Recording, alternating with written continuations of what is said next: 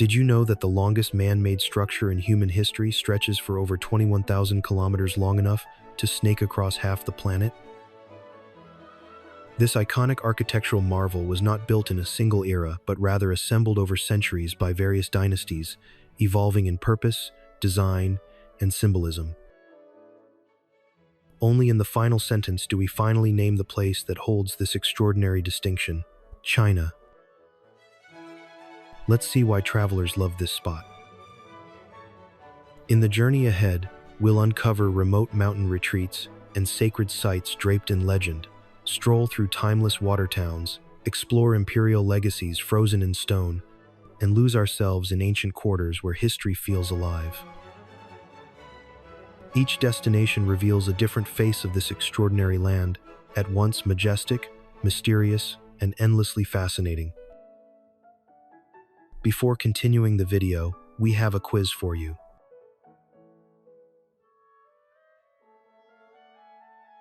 Arrange the following letters to name one of China's most iconic spiritual landmarks.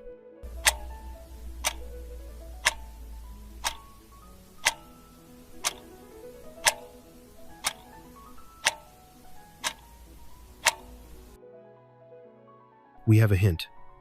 This palace overlooks Lhasa from a hill and is a UNESCO World Heritage Site. Please comment your answer below this video. Now the real journey begins.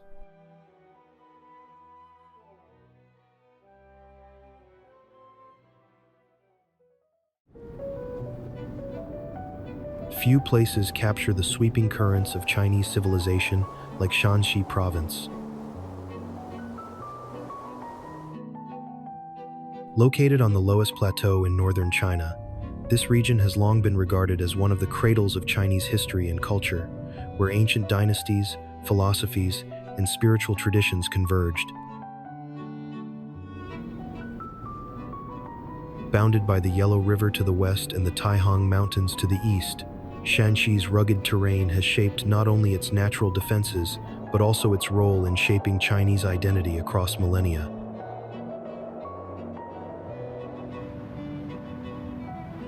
Its position gave rise to its name, literally meaning west of the mountains, and underscores its historical role as both a cultural bastion and a gateway between central China and the northern frontiers.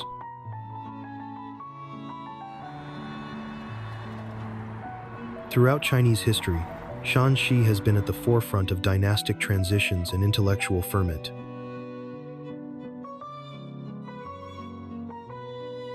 As early as the spring and autumn period, powerful regional states established their foothold in the area, leaving behind traces of early statecraft and warfare. The province's deeply rooted Confucian and Buddhist traditions have coexisted for centuries, shaping its moral codes and community structures. In particular, its long-standing emphasis on education and duty nurtured generations of scholars, monks, and officials who contributed significantly to imperial governance and Chinese thought.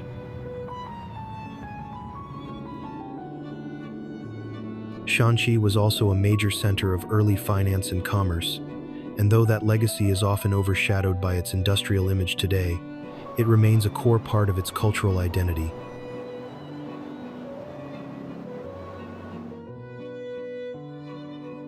Whether observed through the lens of political history, poetic landscapes, or revolutionary fervor, this region has long played a multifaceted role in shaping the broader narrative of China.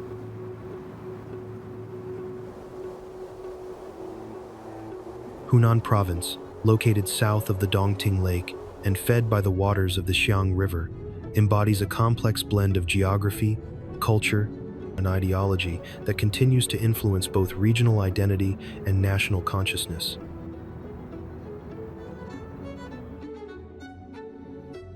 The area occupies a transitional zone between China's central plains and its southern uplands.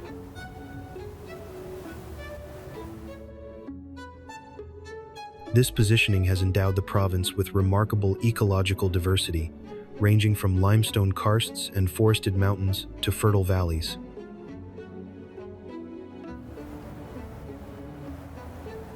The name Hunan literally means south of the lake, referring to Dongting Lake, a major flood basin of the Yangtze River.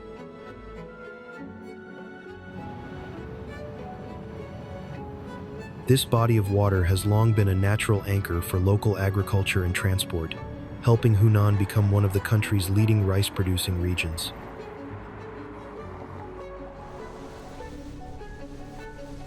The subtropical monsoon climate, with abundant rainfall and a long growing season, has further allowed the region to develop a deeply rooted agrarian culture.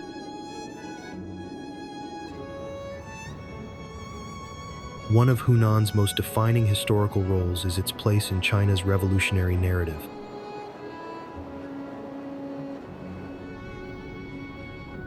The province is widely known as the birthplace of Mao Zedong, the founding father of the People's Republic of China.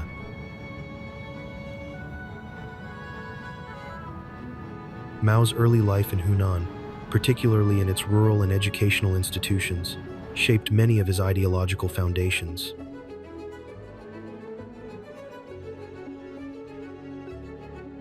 Today, Hunan preserves multiple historical sites and museums dedicated to this period, offering insight into the social and political undercurrents of 20th century China.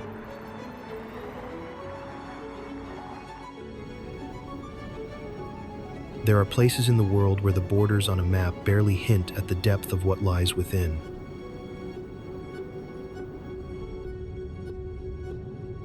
Yunnan Province, situated in China's southwest, is one such place, a landscape of remarkable diversity that defies easy categorization.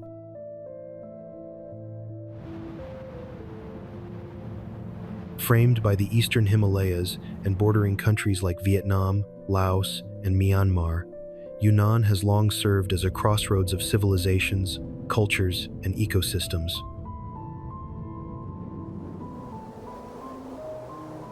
Its name, meaning south of the clouds, poetically captures its mist-laden peaks and highland atmosphere. This is among the most diverse regions in China.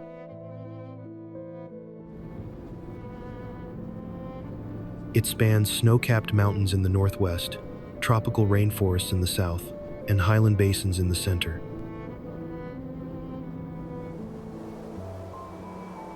The elevation difference across the province is dramatic, ranging from over 6,700 meters at Kawagebo Peak to under 80 meters near the Red River Basin.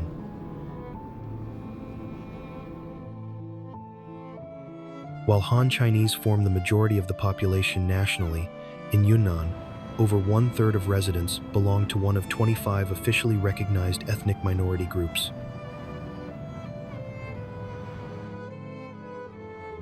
Historically, the region was once on the periphery of the Chinese Empire and not fully integrated until the Yuan dynasty in the 13th century.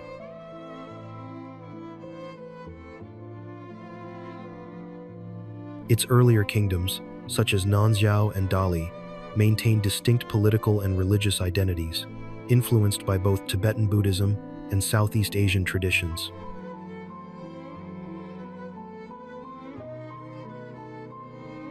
Traces of these ancient polities still echo in regional customs, temple architecture, and inscriptions, making Yunnan a valuable region for understanding the frontier dynamics of Chinese history.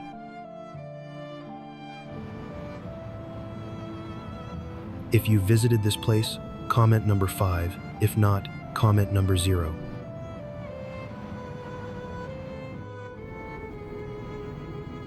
To understand the roots of Chinese civilization, one must look beyond its bustling coastal cities and toward its ancient heartland.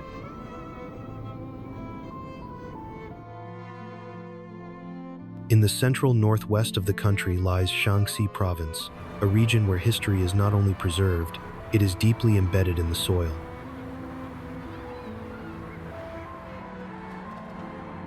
The land here has cradled capitals of dynasties, birthed foundational philosophies, and witnessed the rise and fall of empires.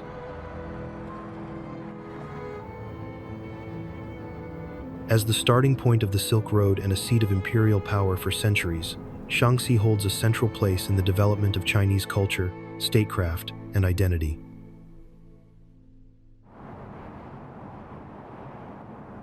Geographically, Shaanxi occupies a transitional zone between the Loess Plateau in the north and the Qinling Mountains in the south, making it a bridge between China's northern steppes and its southern heartlands.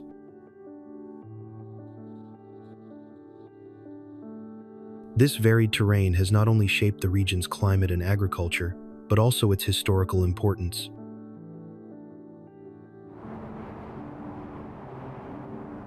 The central section, often referred to as Guangzhou Plain, is among the most fertile and historically significant regions in China.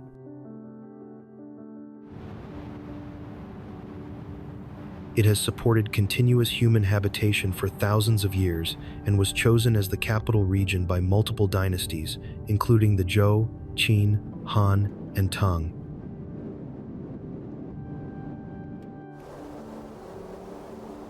Across more than 2,500 years of history, it has seen glory and devastation, innovation and introspection, making it one of the most symbolically charged and historically rich urban centers in China.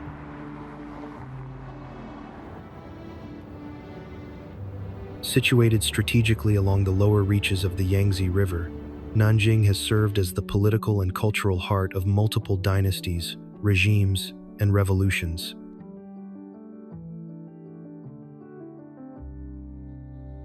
This position helped the city become a recurring capital throughout history, from the Six Dynasties period to the Ming Dynasty, and even as the seat of the Republic of China in the 20th century.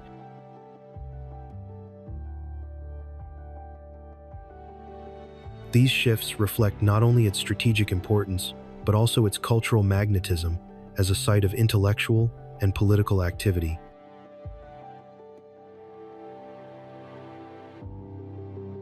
The area has long been a beacon of learning in the arts.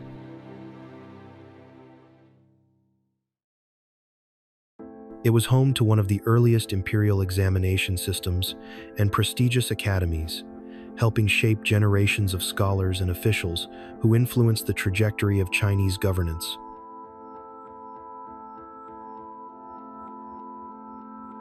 The city's contributions to literature and philosophy are equally significant.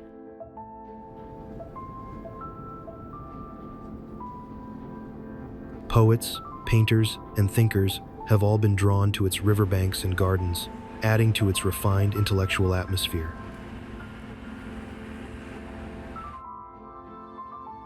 During the Ming era, it played a key role in the revival of Confucian ideals, contributing to the shaping of Chinese political ethics and civil service institutions. The city has also been a witness and victim of some of the most harrowing chapters in modern Chinese history.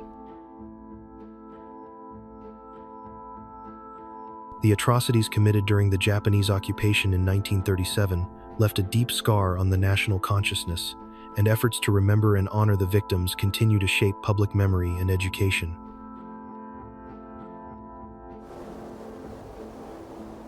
Often tucked behind misty mountains and gazing out toward the sea, Fujian Province is a place where geography has profoundly shaped both history and identity. Fujian has long stood at the threshold between the Chinese mainland and the wider maritime world. Its mountainous interior and rugged coastline have historically limited inland connectivity while encouraging outward exploration, resulting in a region known for resilience, cultural complexity, and a distinctive global outlook. Fujian's terrain is among the most mountainous of all Chinese provinces, with over 80% of its land area covered by hills and ranges.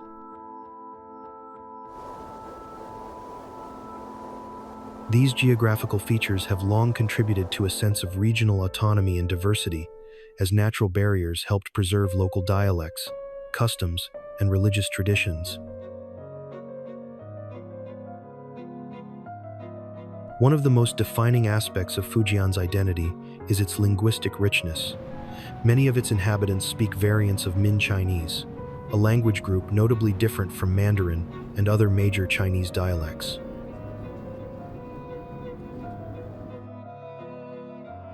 This region has been a stronghold of both traditional folk practices and organized religion, including Taoism, Buddhism, and various forms of ancestor worship.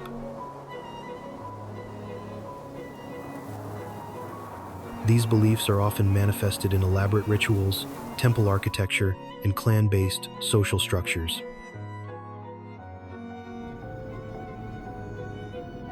Many of these cultural elements were carried abroad by waves of Fujianese immigrants, particularly during the Ming and Qing dynasties, when trade and economic hardship prompted coastal populations to seek opportunities overseas.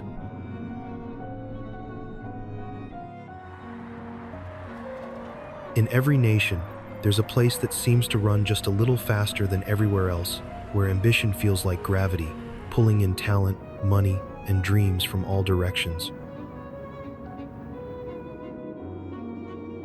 For China, that place is Shanghai.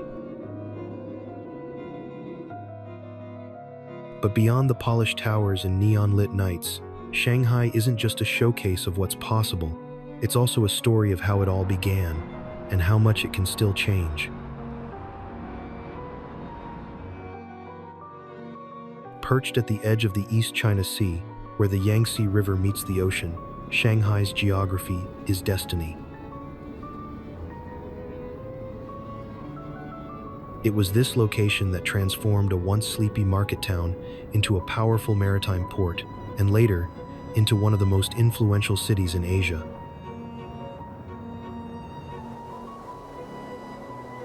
Foreign trade brought not only goods but ideas, creating a layered cultural identity unlike anywhere else in China. From the 19th century onward, waves of diplomacy, conflict, and commerce gave rise to a city where Western-style boulevards coexisted with narrow Chinese alleyways, and where international banks stood beside tea houses steeped in centuries-old traditions. Today, the rhythm of Shanghai is relentless. Skyscrapers rise with architectural bravado, and its financial markets pulse with global capital. Yet just behind the curtain of progress are quiet remnants of its past. Stone gate lanes where neighbors still hang laundry and gossip, noodle stalls that have survived generations, and temples tucked into the urban grid.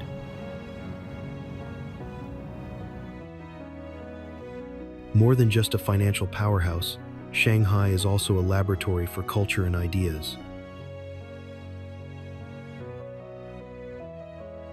It's where art districts bloom in former industrial zones, where designers redefine Chinese fashion, and where technology startups compete beside centuries-old calligraphy workshops.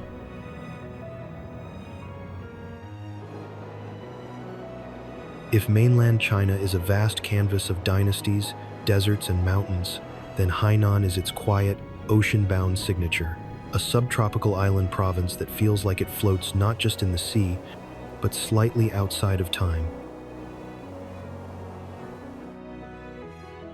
Known as the Hawaii of China, Hainan is more than just beaches and breezes. It's a place where geography has shaped a distinct identity, and where ancient cultures and modern ambitions quietly coexist beneath the swaying coconut palms.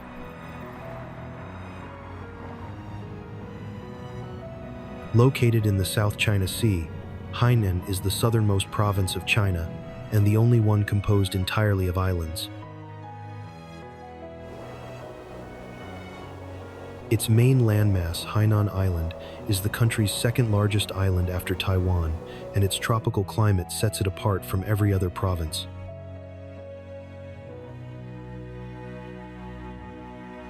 With warm winters, hot summers, and lush rainforests inland, the province is home to some of China's most unique ecosystems.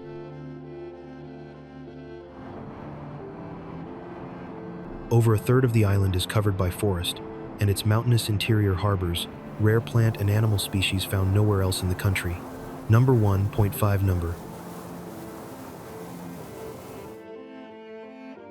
Historically, Hainan was long considered a remote and even exile-prone frontier.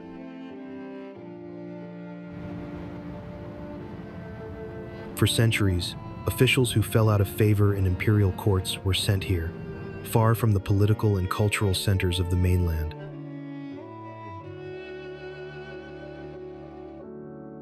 This geographic isolation fostered a degree of cultural autonomy and contributed to the preservation of indigenous customs, particularly among the Li and Miao ethnic groups, who still maintain distinctive traditions, languages, and textiles. Have you ever encountered Li or Miao traditions before? Or maybe you know an interesting story, custom, or fact about their heritage.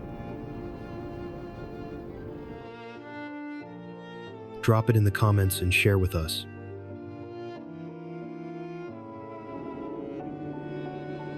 It's easy to think of China's history as something spread across thousands of miles, but in many ways, the story begins in one place, Henan Province.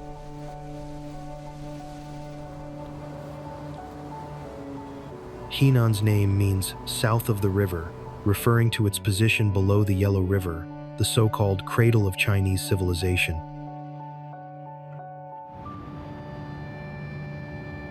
This is not a symbolic title. Archaeological and historical evidence confirms that some of the earliest Chinese dynasties, urban centers, and cultural systems took shape in this fertile region, making Henan one of the most historically significant provinces in the country. The province lies on the North China Plain, with the Yellow River curving through its northern half. This geography provided both agricultural bounty and strategic advantages, which helped ancient societies thrive here as early as the Neolithic period. From the Xia dynasty, widely regarded as China's first dynasty, though still debated by scholars, to the Shang and Zhou dynasties, Henan served as the political and cultural heart of early Chinese civilization. Archaeological sites across the region have unearthed city ruins, bronze artifacts, and oracle bones.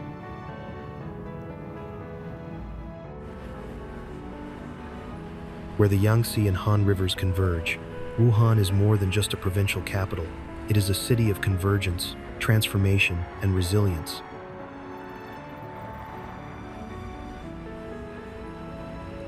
Its central location has long made it a vital link between north and south, east and west, both geographically and historically.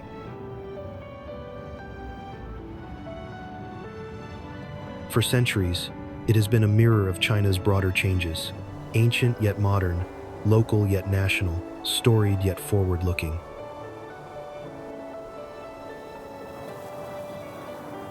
The city is actually a fusion of three historically distinct towns, Wuchang, Hankou, and Hanyang.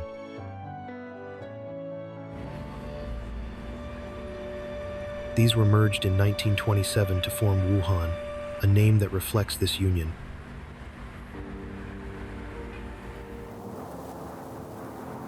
Each section brought its own identity: Wuchang's academic and revolutionary legacy, Hankou's role as a treaty port and commercial hub, and Hanyang's contributions to industry and military production.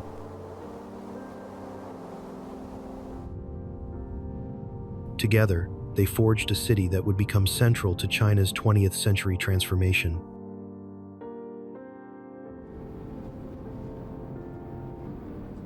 The area holds particular historical weight for its role in the Xinhai Revolution, which began here in 1911 and led to the fall of the Qing dynasty, the end of over 2,000 years of imperial rule in China.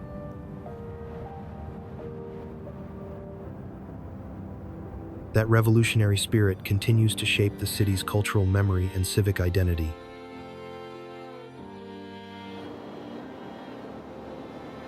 It is also a major center of education and scientific research, home to some of China's top universities and innovation hubs.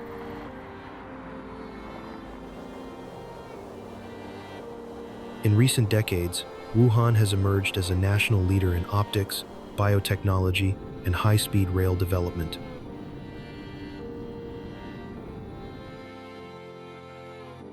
Of course, Wuhan is also known globally for its connection to the COVID-19 pandemic, a period that tested the city's resilience and reshaped its global image.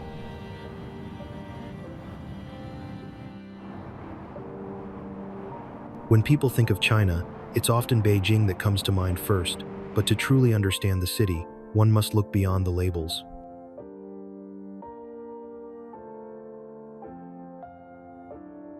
It's a city of contrast and depth, where emperors once ruled from palaces of symmetry, and where everyday life now pulses through crowded hutongs and neon-lit boulevards.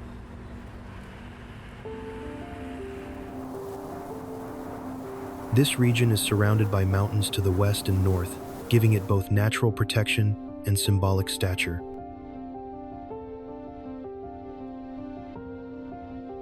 Its elevation and geography were key factors in its selection as the capital for several dynasties.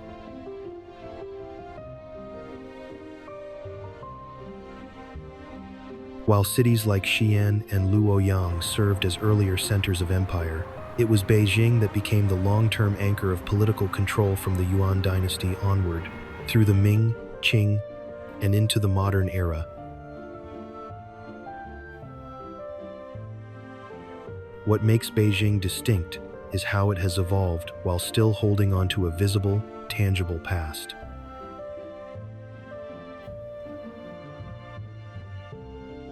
Walking through its central axis from the South Gate to the old imperial palaces is like stepping through layers of history.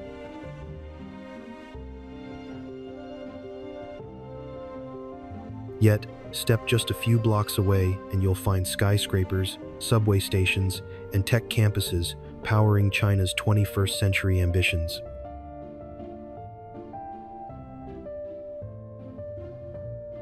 The city's cuisine tells a story not just of taste, but of tradition, migration, and innovation.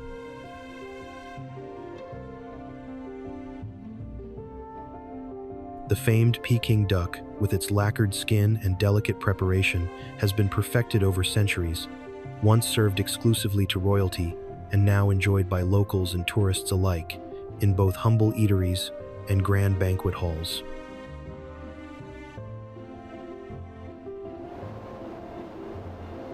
Changchun doesn't often make headlines, but that quietness is part of its character.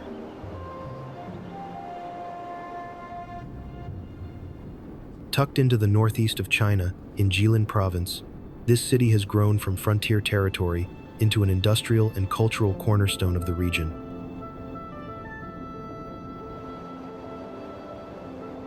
Its name, meaning long spring, hints at a sense of endurance, and indeed, Changchun's story is one of resilience, reinvention, and a complex relationship with modern history.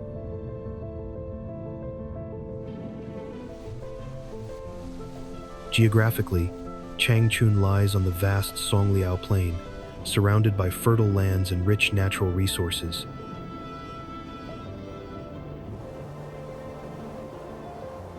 Its position made it a natural hub for transportation and development during the early 20th century, especially as foreign powers began to see strategic value in northeast China.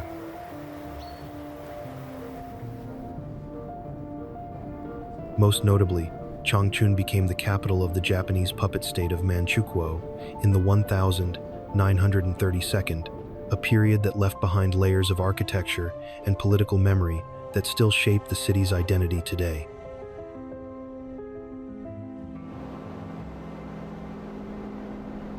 After the fall of Manchukuo, the city was reclaimed and reimagined by the Chinese government as a center of socialist industry.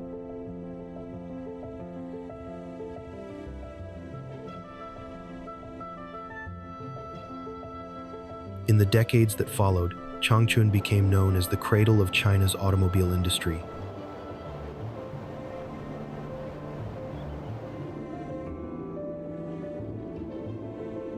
It was here that the country's first domestically produced car was built.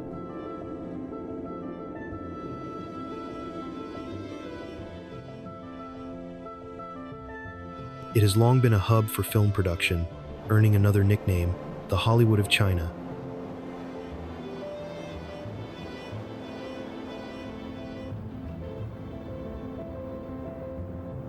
The Changchun Film Studio, established in 1945, was one of the earliest and most influential in the country, producing works that helped shape national identity and cinematic style.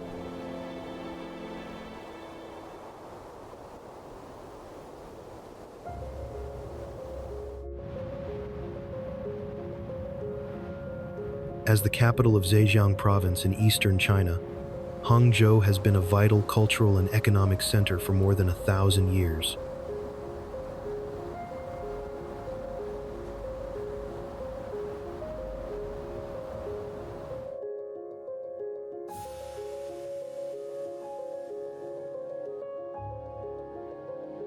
Its fame was sealed during the Southern Song dynasty, when it served as the imperial capital from 1127 to 1279.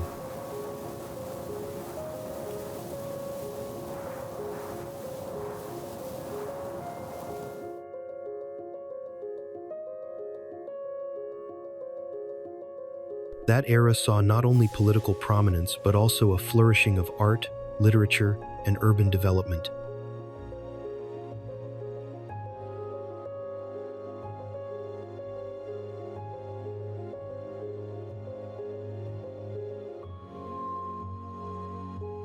Marco Polo, who visited in the late 13th century, described it as the finest and most splendid city in the world, a claim that may have been embellished, but one that captures the lasting allure the city held even then.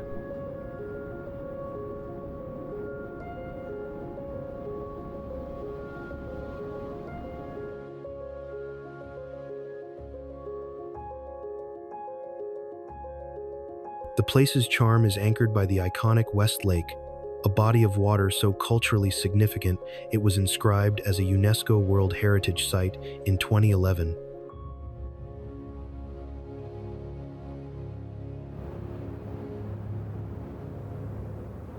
But beyond the lake's reflections lies a fast-changing urban landscape.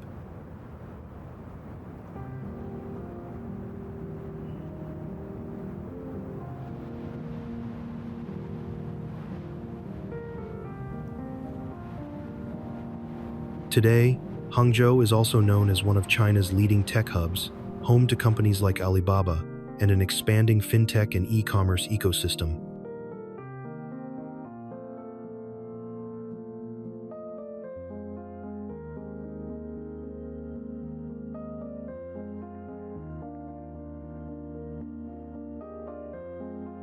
That evolution makes Hangzhou a fascinating case study in how a historic city can remain deeply rooted in heritage while becoming a launchpad for the future.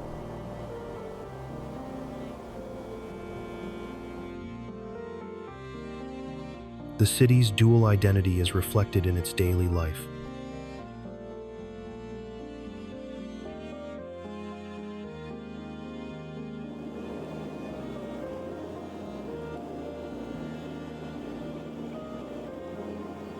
Ancient temples and pagodas still dot the hillsides, while high-speed rail lines and smart city infrastructure knit the area into the global economy.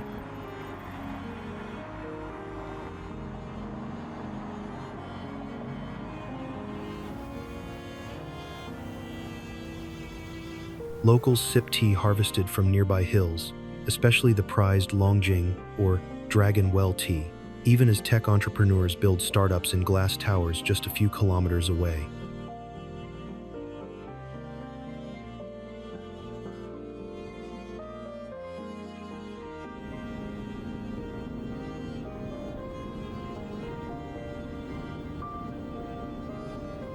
The soft mist over the water, the rhythm of the boats, the quiet dignity of stone bridges, and the pace of a city that doesn't need to rush to be relevant.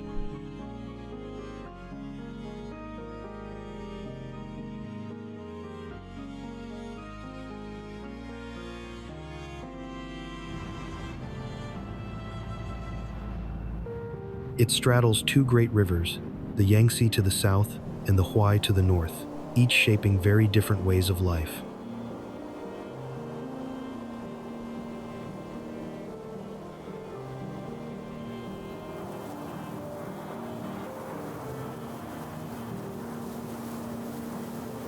While northern Anhui has historically been flat and agricultural, the south rises into rugged hills and mountain ranges that fostered a more insular and scholarly culture.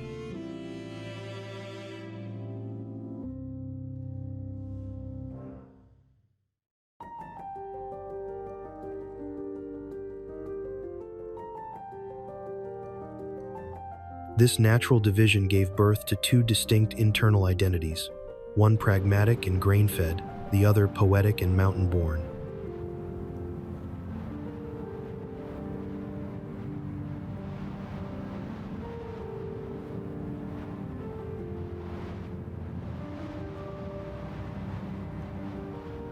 The region of Guizhou, now part of southern Anhui, was once a bastion of classical Confucian learning, elite family lineages, and commercial innovation.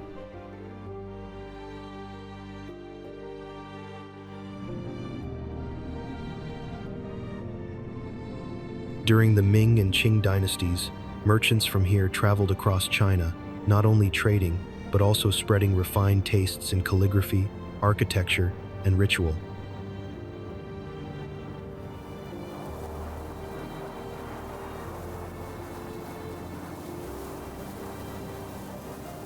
The Guizhou culture they carried with them was so distinctive that its influence still resonates in everything from household layouts to philosophical texts.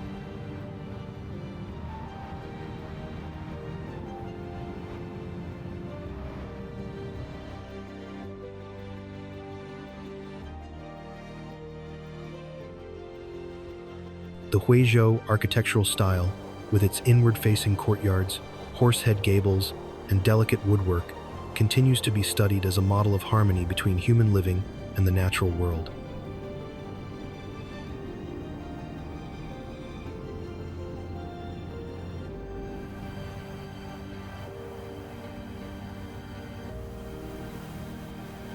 And the local dialects, particularly those in the southern hills, remain among the most complex and unique in China.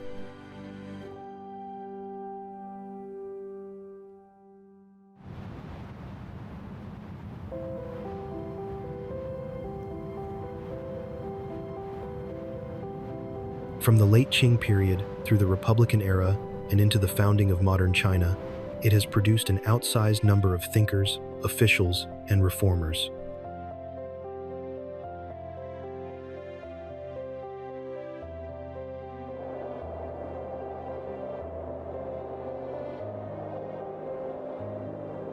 In more recent decades, the province has become a key part of China's central development strategy, with new infrastructure, research institutions, and industries reshaping its economic landscape.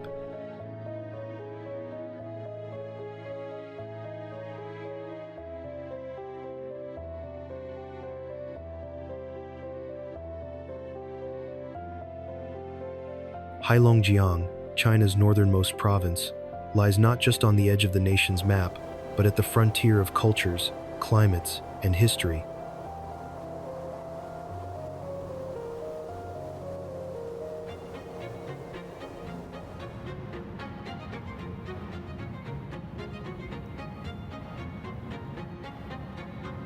It borders Russia to the north and east, and this position has made it a crossroad for diplomacy, defense, and trade over centuries.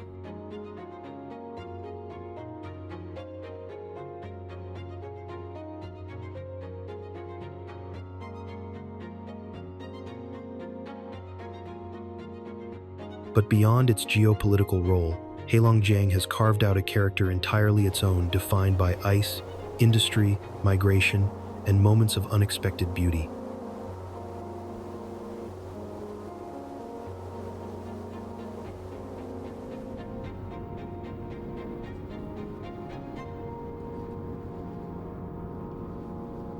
The province's name Black Dragon River derives from the Chinese name for the Amur River, which forms much of its northeastern boundary.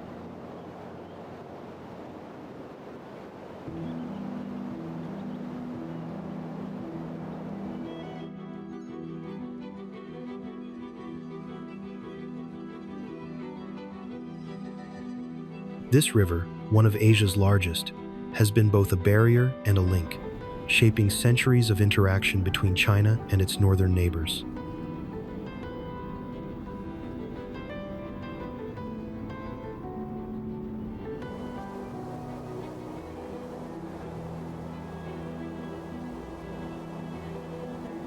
Heilongjiang's cold winters and vast forests also distinguish it from most other regions in China, giving rise to an economy and lifestyle adapted to extreme conditions.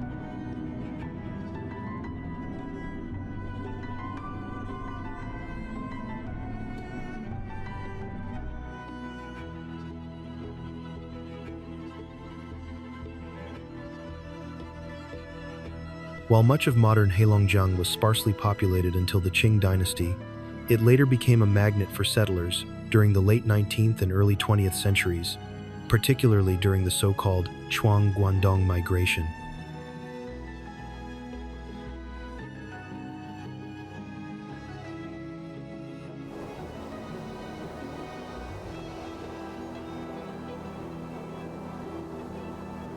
Millions moved from Shandong and Hebei provinces to the northeast in search of new opportunities, shaping a cultural blend that still defines local life today.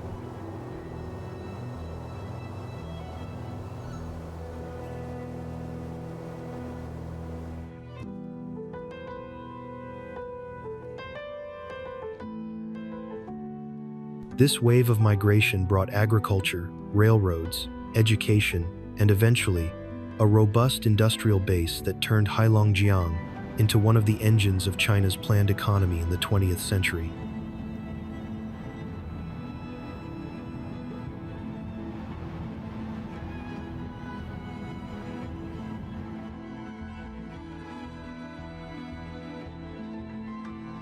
Some cities feel ancient the moment you arrive, not because of crumbling ruins or dusty relics, but because their identity seems anchored in a kind of timeless rhythm.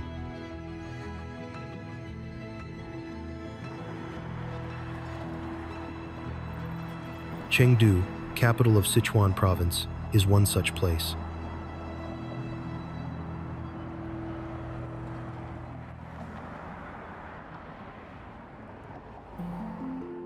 Here, tradition lives in tea houses shaded by bamboo, in the quiet games of mahjong along street corners, and in a culinary culture so bold it's earned global reverence.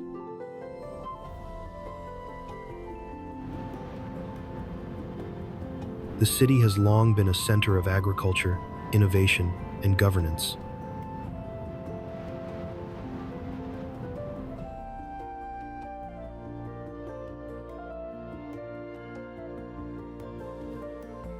Archaeological evidence traces advanced settlement in the region back to the ancient Shu Kingdom more than 3,000 years ago.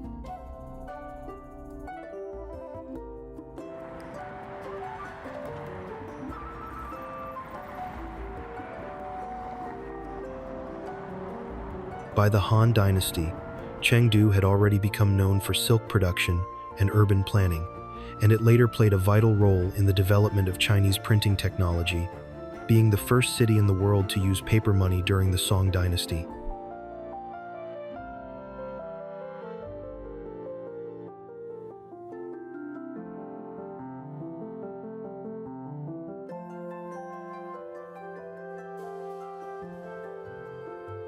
Just 10 kilometers from the city center lies the Chengdu Research Base of Giant Panda Breeding, a world-class conservation and research facility established in 1987.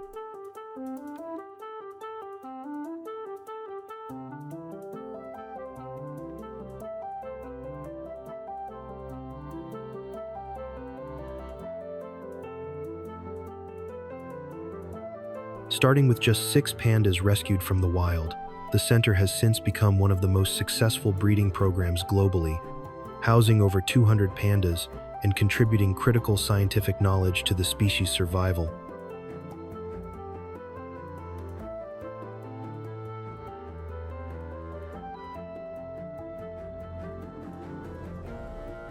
In traditional Chinese folklore, pandas were believed to have mystical qualities, with their black and white fur symbolizing the harmony of yin and yang.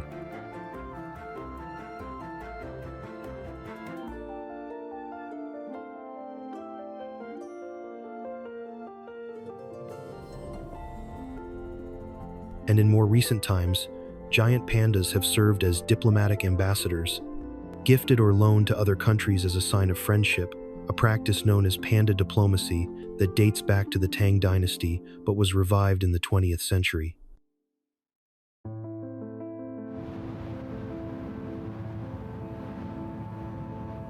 Beneath the vast skies of western China lies a province shaped more by plateau winds and geological time than by modern noise.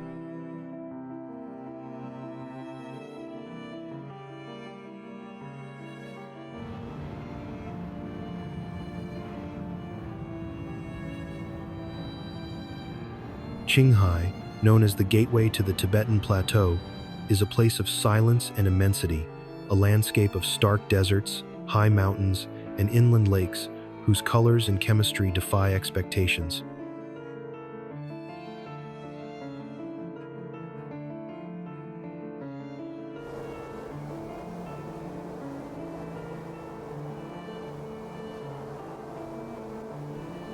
Among its most distinctive natural features are its salt lakes, shimmering expanses that stretch across the Kaidam Basin and give Qinghai one of the most unique ecologies in the country.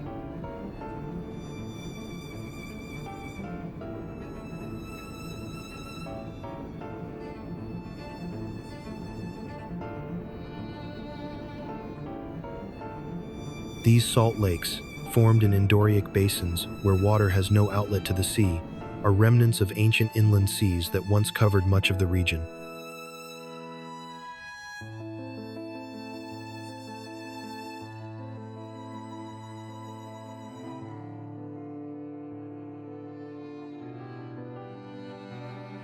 Over thousands of years, evaporation in the dry, high-altitude climate has left behind concentrated deposits of minerals, most notably sodium chloride, potassium, magnesium, and lithium.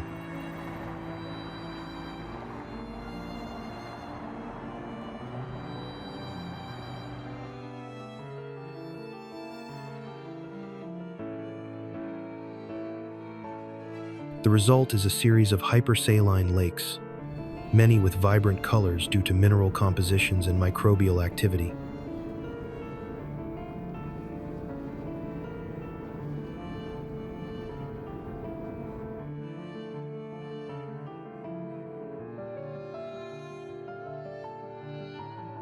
One of the most visually stunning of these is the Dakaidan Emerald Lake, named for its striking green hues that contrast vividly with the pale salt crusts that frame it.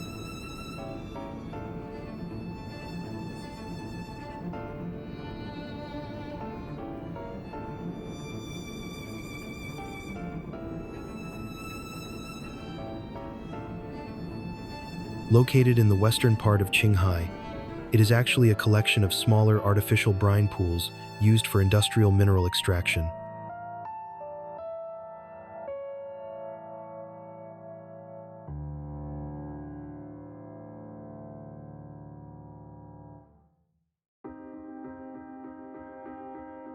The emerald color comes from high concentrations of salt and other dissolved minerals, and the lake bed's pale tones enhance the optical effect, giving the entire area the appearance of an abstract painting seen from above.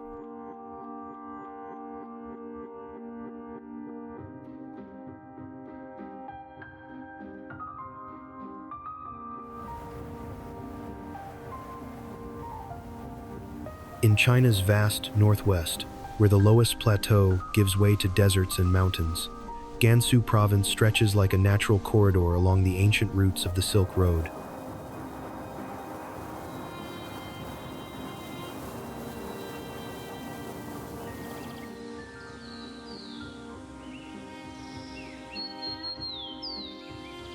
With a landscape shaped by wind, sand, and water over millennia, Gansu serves as both a cultural hinge and a geological marvel, bridging eastern China's densely populated heartlands with the arid openness of Central Asia.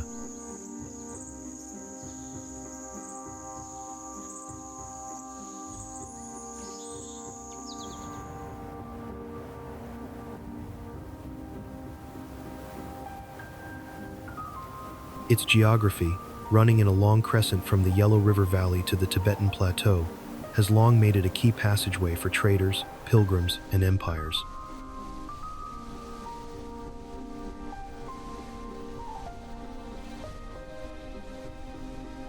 One of Gansu's defining characteristics is its role in the historical Silk Road, where goods, religions, and ideas moved between East and West.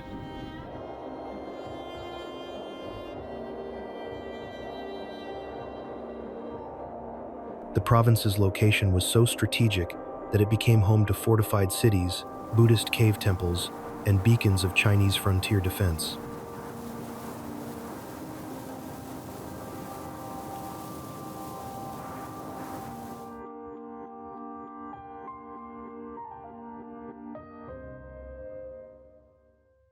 These historic layers remain deeply embedded in the identity of the province, with a legacy that includes a blend of Han, Hui, Tibetan, and Mongol cultures. Geographically, Gansu is among China's most varied provinces.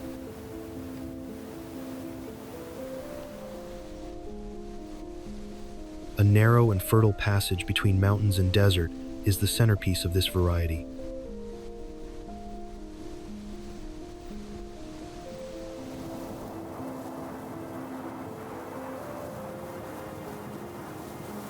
It was historically the main artery of the Silk Road through China, and today it's a hub for both agriculture and renewable energy, particularly wind and solar projects.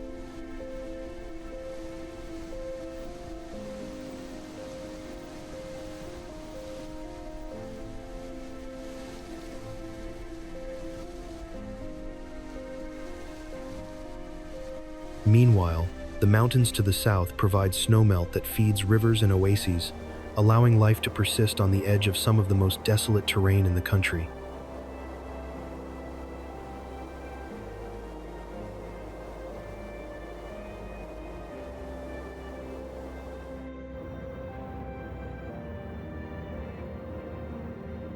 Unlike the grand imperial centers or the bustling trade cities along the coast, Guizhou's story has unfolded largely in the background, quiet, layered, and resilient.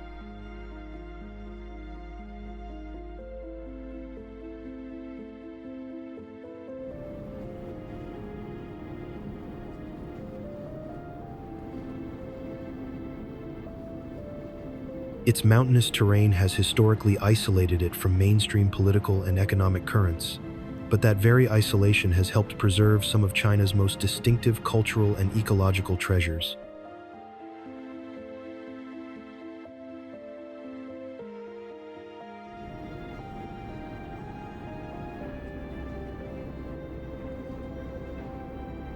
The region is a land of karst landscapes, carved over millions of years by water through limestone bedrock.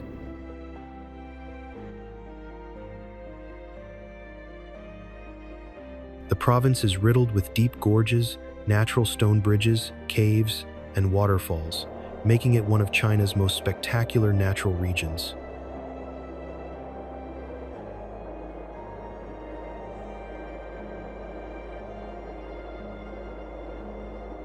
Scientists and geologists often cite the Guizhou Plateau as an exemplary model of subtropical karst development, while the region's underground river systems continue to be studied for their unique hydrology.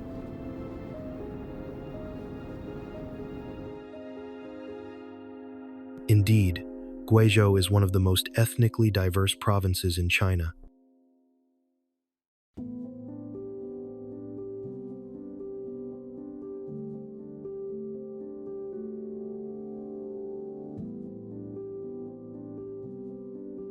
It is home to more than a dozen officially recognized minority groups, including the Miao, Dong, Buyi, and Shui.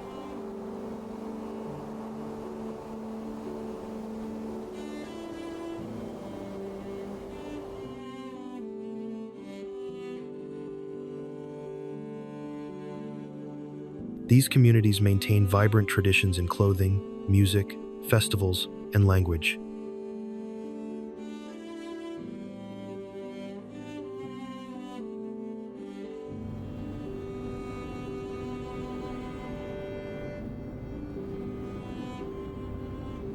Despite its beauty and cultural wealth, Guizhou has long been one of China's poorest provinces, facing challenges related to its difficult terrain and underdeveloped infrastructure.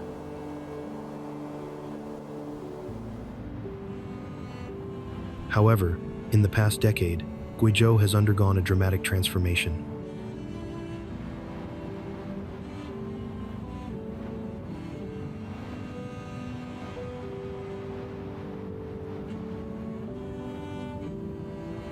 Massive investments in transportation, poverty alleviation, and digital infrastructure have connected once isolated towns to the rest of China.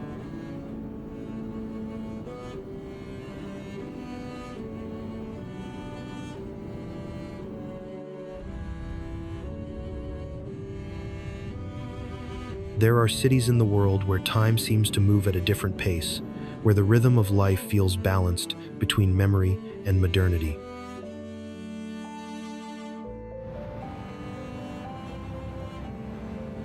Suzhou, in eastern China's Jiangxi Province, is one such city.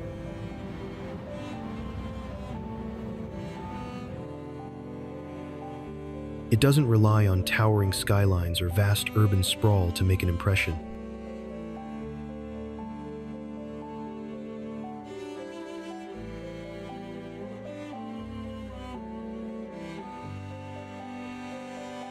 Instead, its identity is rooted in centuries of cultural refinement, where aesthetics, craftsmanship, and philosophy have quietly shaped a place often referred to as heaven on earth in classical Chinese literature.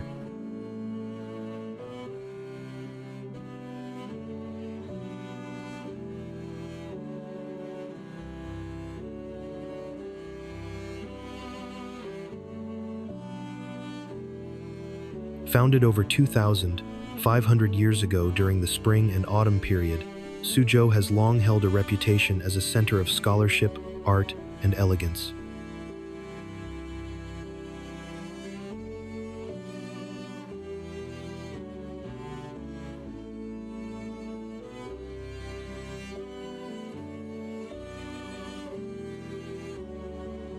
Its layout, deeply influenced by Confucian principles of harmony and order, allowed for a rare integration of city planning and natural beauty.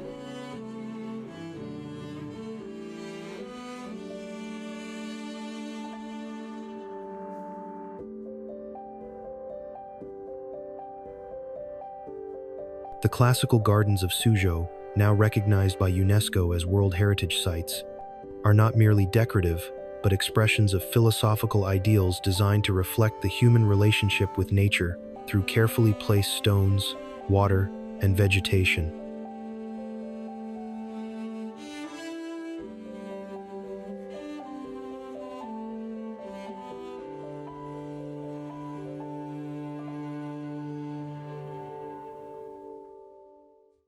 The city's network of canals, sometimes called the Venice of the East, once served as both transportation routes and aesthetic features.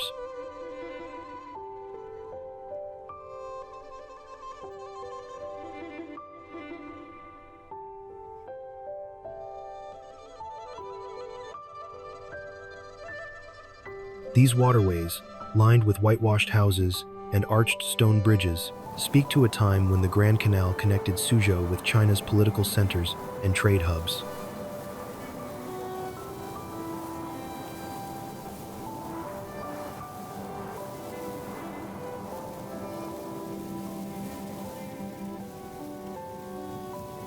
As early as the Tang and Song dynasties, the city was a prosperous trading post, famed for its silks, embroidery, and refined goods.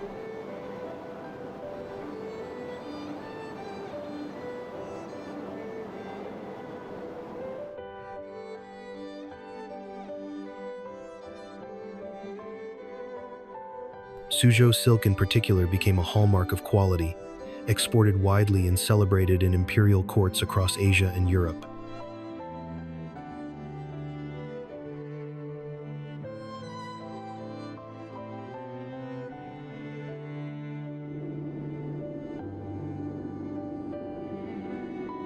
This is a place where vast deserts meet, towering mountains, and where diverse cultures have converged for centuries.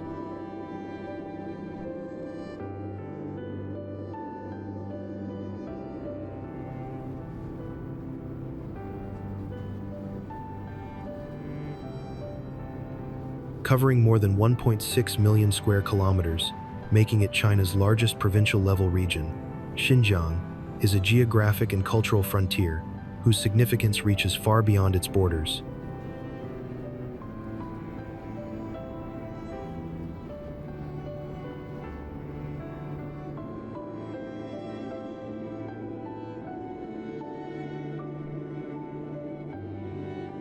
From ancient trade routes to modern geopolitics, the story of Xinjiang is layered, complex, and deeply rooted in both history and landscape.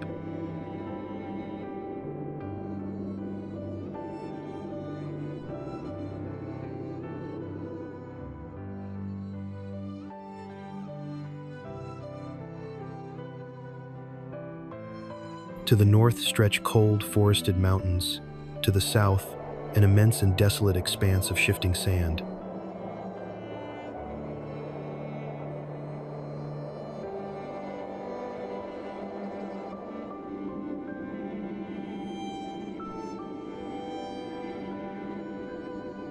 Between them, a rugged mountain chain rises sharply, dividing the dry lands of the north from an even harsher basin to the south.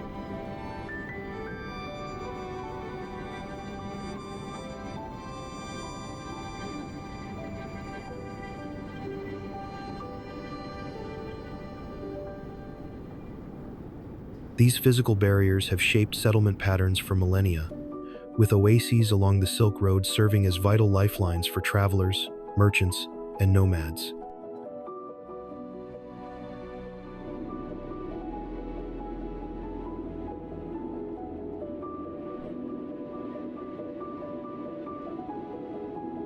Historically, Xinjiang was a key segment of the Silk Road, the network of trade routes that connected China to Central Asia, the Middle East, and Europe.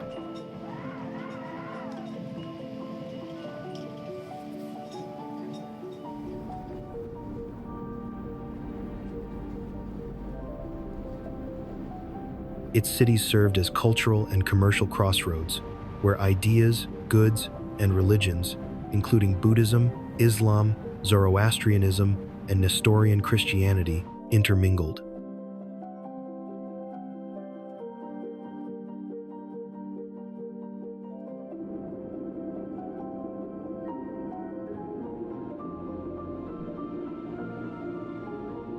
Archaeological discoveries across the region, such as ancient manuscripts and Buddhist grottos, reflect this rich historical mosaic.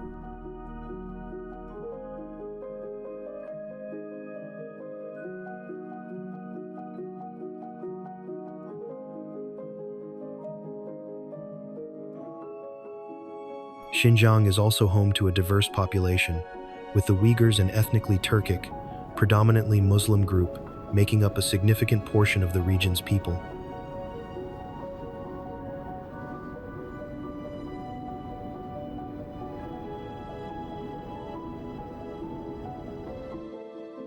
Other ethnic groups include the Kazakhs, Kyrgyz, Hui, Mongols, and Han Chinese.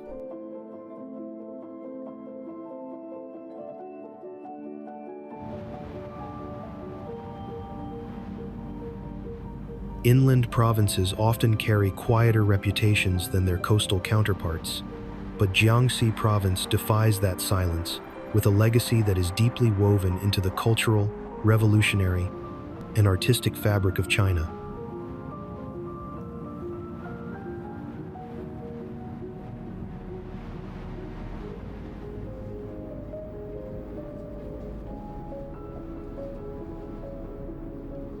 The province is bisected by the Gan River, which flows northward into the Yangtze and has historically served as a natural corridor for communication, trade, and cultural exchange between the south and the north.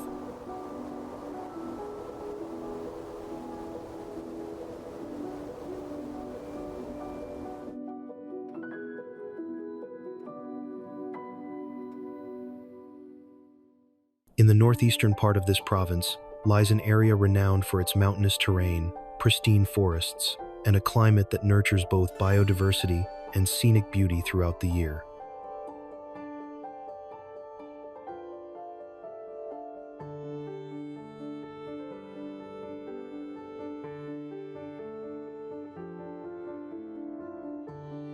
Tourism here often revolves around immersive encounters with nature, whether through winding trails, panoramic viewpoints, or tranquil valleys shrouded in mist.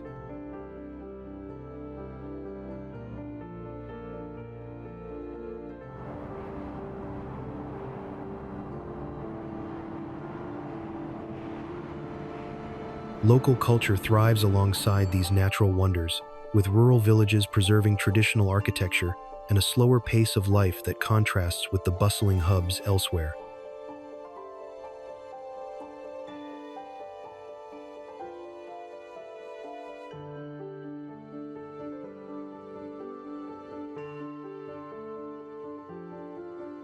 Towering granite peaks rise sharply from deep green valleys, their surfaces weathered into striking forms over countless millennia.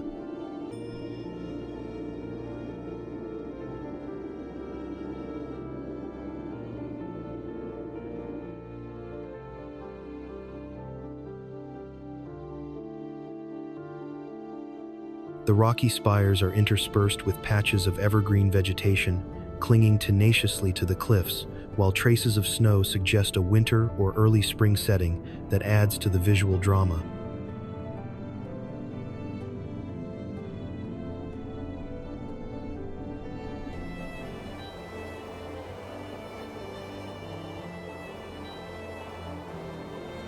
These dramatic landscapes, shaped by the interplay of rock, forest, and shifting seasons, have for generations defined the identity of the region.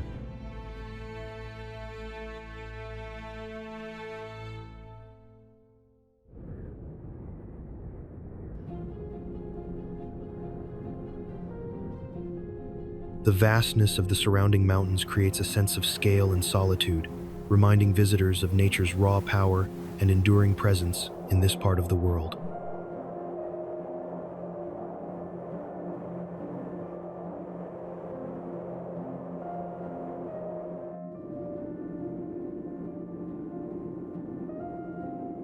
Officially known as the Guangxi Zhuang Autonomous Region, it shares a long border with Vietnam to the southwest and faces the Beibu Gulf to the south, giving it both inland and coastal character.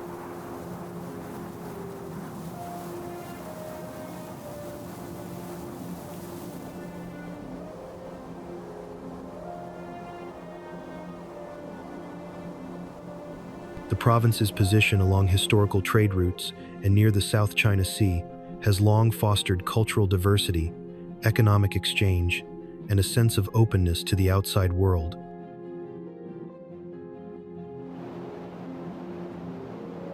Guangxi's geography is perhaps its most immediately striking feature.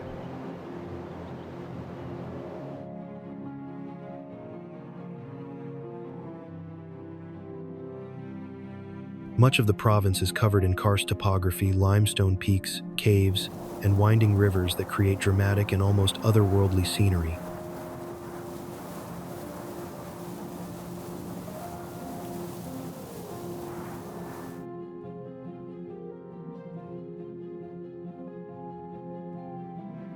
These landscapes are not just beautiful, they hold ecological importance, supporting diverse flora and fauna adapted to the unique limestone environment.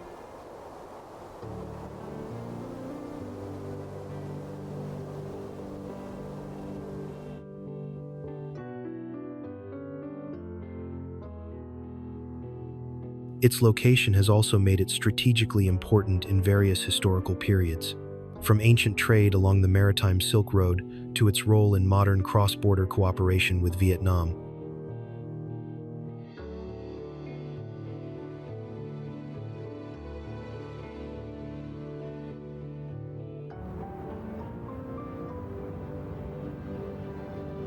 It is rare to find a city whose history can be measured not in centuries, but in decades, and yet still feel as if it has lived several lifetimes.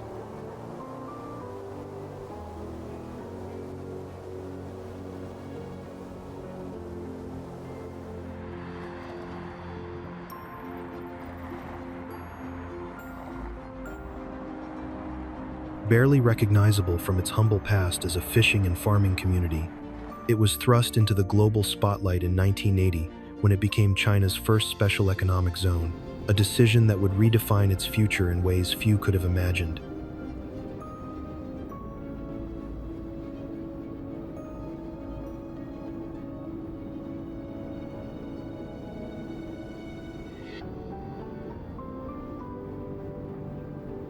The city's strategic position just across the border from Hong Kong created a natural gateway for investment, technology transfer, and global connectivity.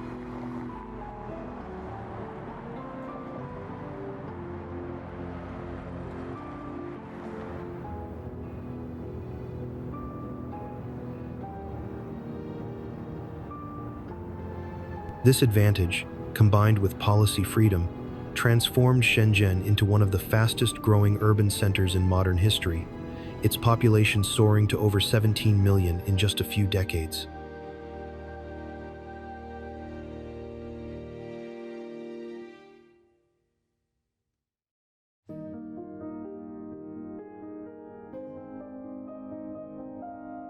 While its economic success is remarkable, Shenzhen is perhaps even more intriguing as a center for innovation.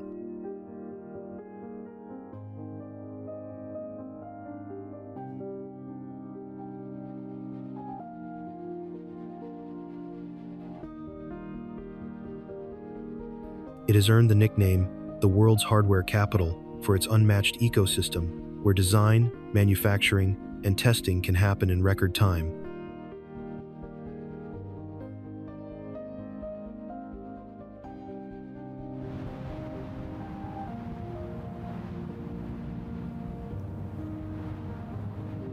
This capability attracts not only China's leading technology firms, but also startups and entrepreneurs from around the globe who are drawn to its speed and flexibility.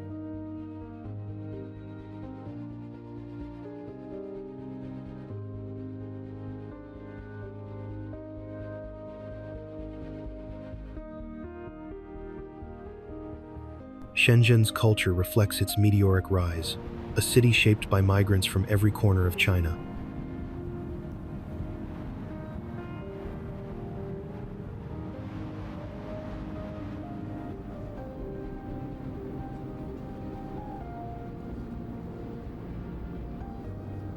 This influx has created a vibrant mix of dialects, cuisines, and traditions, giving the city a youthful, restless energy.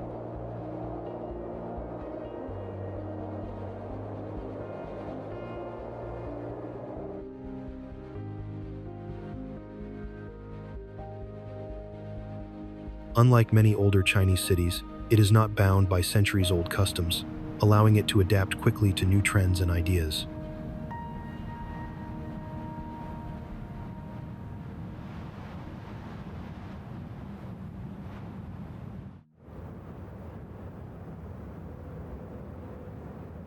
In the warm air of southern China, where the Pearl River winds its way toward the sea, Guangzhou's story begins not just in records and monuments, but in the threads of legend passed down through generations.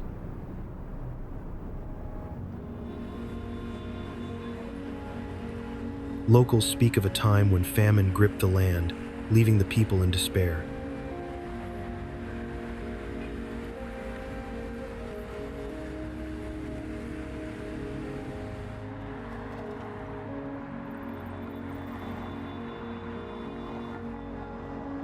Then, 5 celestial beings descended from the heavens, each riding a goat of a different color and carrying stalks of grain.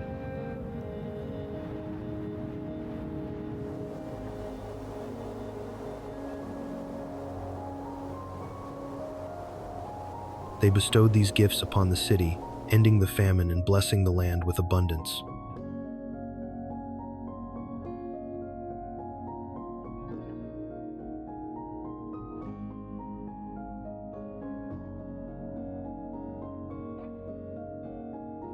When their work was done, the goats turned into stone, becoming silent guardians that remain in the city's memory.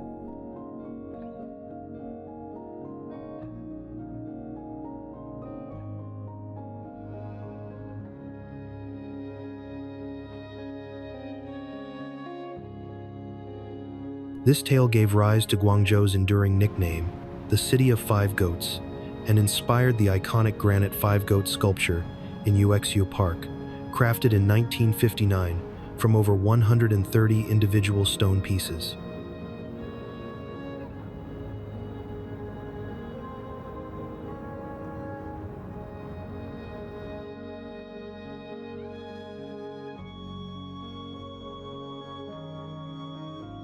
But Guangzhou's heritage does not rest solely in legend. It thrives in the creativity and achievements of its people.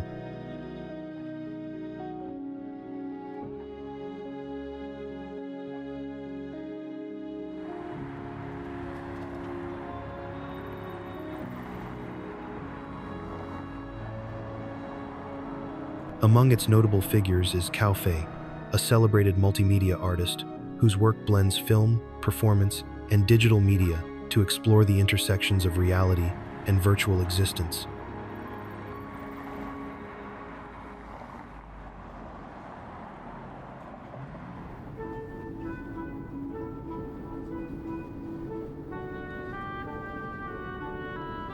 Her pieces, often surreal yet deeply grounded in urban experience, have been exhibited worldwide, offering a distinctly Guangzhou perspective on global modernity.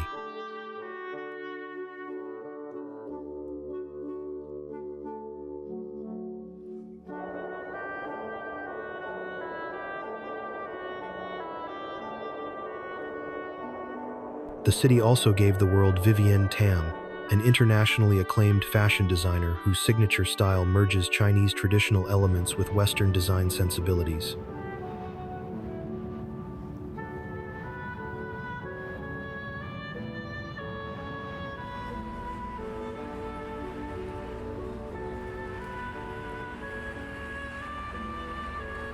Through her work, Tam has introduced motifs from Chinese culture to runways around the globe, embodying Guangzhou's spirit of blending heritage with innovation.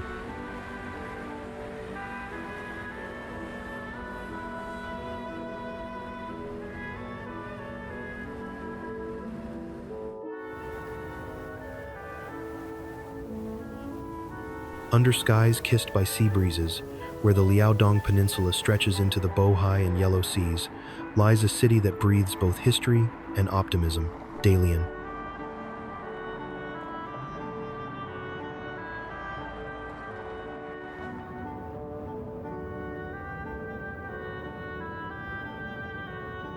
This coastal jewel, with a population exceeding 7 million, has long served as a northeastern gateway to the world, blending deep-water trade, cultural heritage, and modern vitality into a unique tapestry of identity.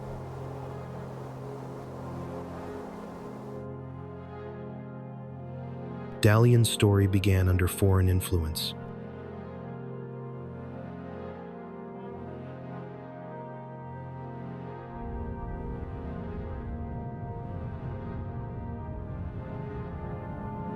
Its name traces back to the Russian word dalny, a testament to its strategic lease by Russia in 1898, before it fell under Japanese control during the early 20th century.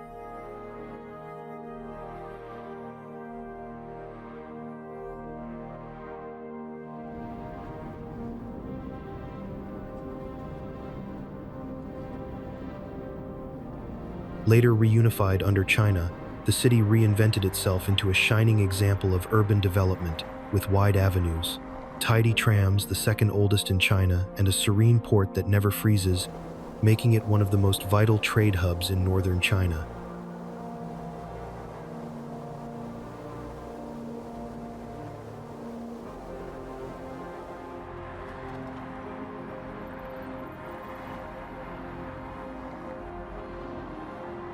At the heart of Dalian lies its everyday rhythms, the friendly, energetic pace of locals steeped in northeast China's charm.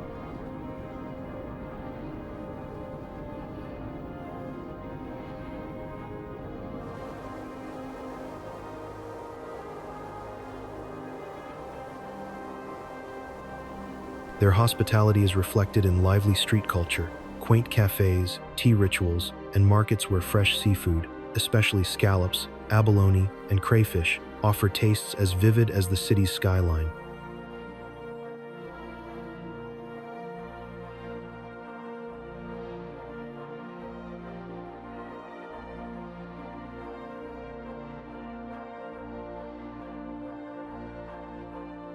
Meanwhile, Zhongshan Square and Qinghai Square stand as architectural showpieces, blending European elegance and domestic ambition.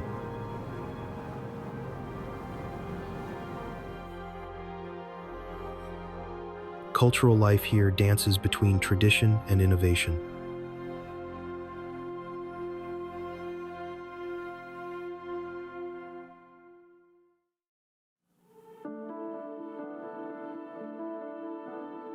Yearly festivals like the International Fashion Festival and Beer Festival celebrate style, flavor, and fellowship by the sea.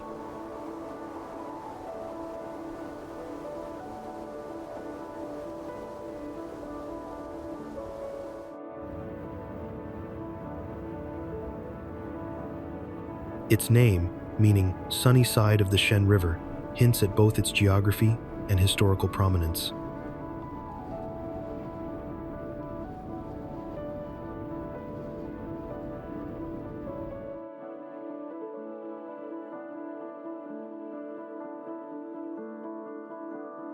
Once called Mukden, Shenyang rose to prominence in the early 17th century as the birthplace and capital of the Manchu-led Qing dynasty before Beijing became the imperial center.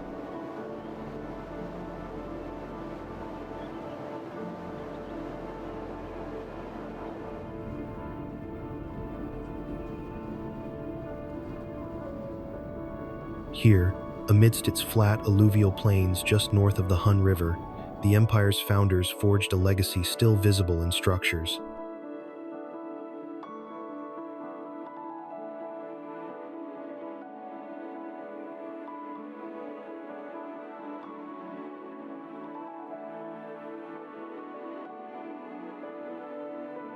This region evolved into the industrial powerhouse of China's northeast, a heavy industry hub, and later a diversified center for aerospace, automotive, and electronics.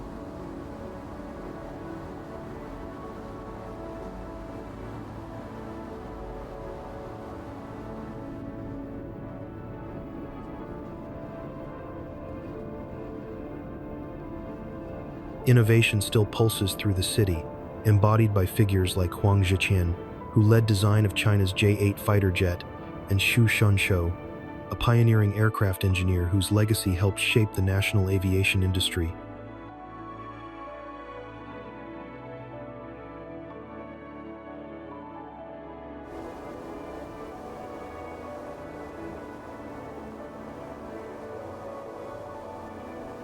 Beyond factories and runways, Shenyang nurtures artists who translate its story into new forms.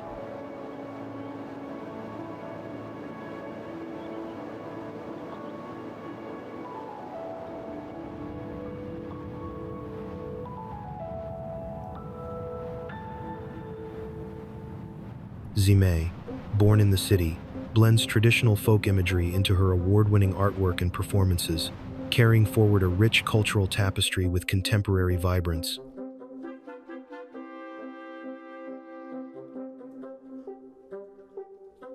Shenyang's daily life reflects both history and endurance.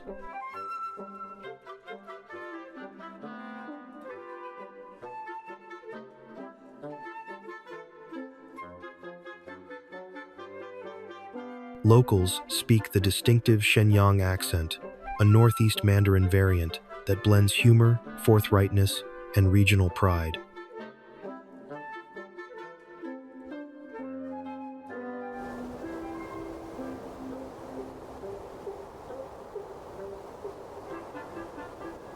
Its tram system, restored in 2013, is now the longest modern tram network in China, pioneering wireless charging technology at some stops and symbolizing the city's blend of past and progress.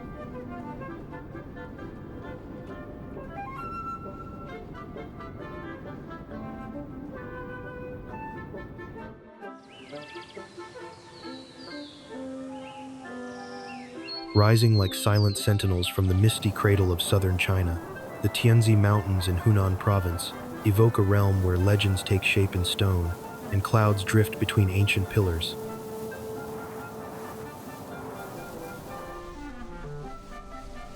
The roots of this natural wonder stretch back into deep time.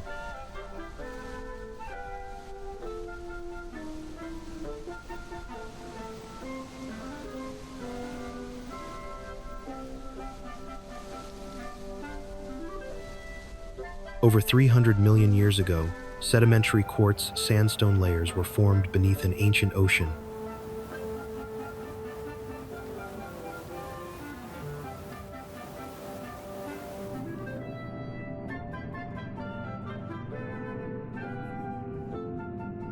Uplift and relentless erosion sculpted these into the tall, columnar peaks that now define the Tianzi skyline.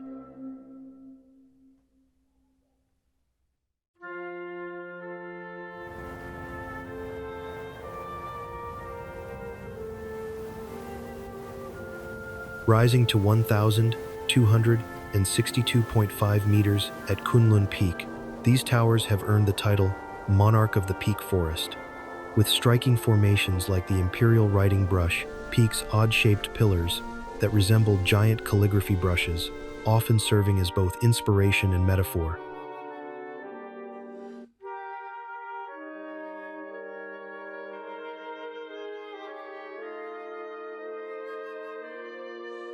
Yet Tianzi's grandeur isn't just geological, it carries echoes of revolution and romance.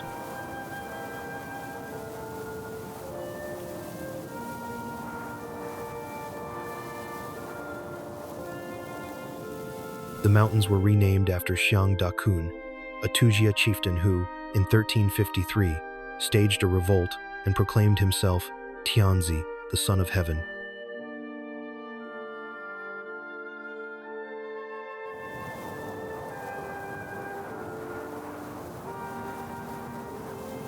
Though ultimately defeated, his memory endures through the peaks, as locals preserve the name despite official resistance.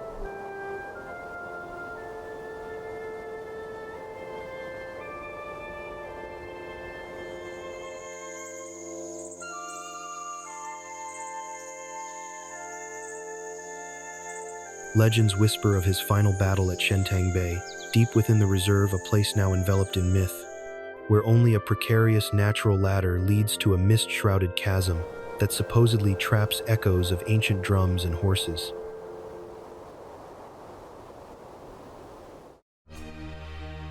Sometimes, the Tianzi Mountains seem to float.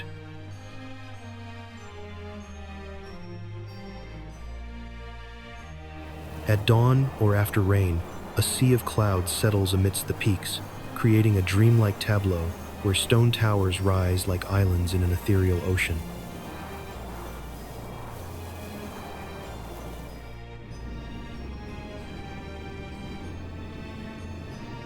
Nestled in southern Guangxi Province, the Li River and the scenic town of Yangshuo together form one of China's most celebrated landscapes, a place where artistry meets nature in the most poetic way.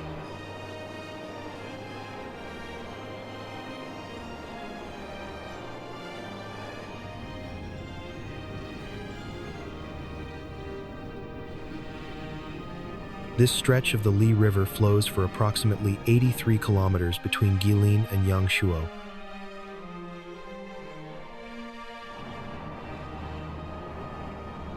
It is often described as a ribbon of jade flanked by mountains resembling hairpins.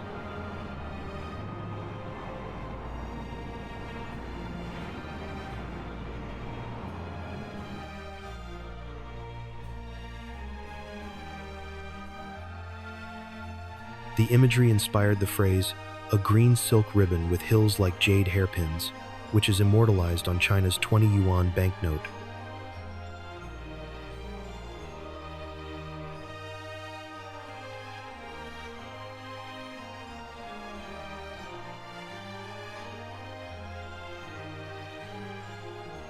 A river cruise is the most immersive way to experience this breathtaking environment. A panoramic journey of roughly 4 to 5 hours, passing through dramatic karst pinnacles, bamboo groves, and tranquil villages.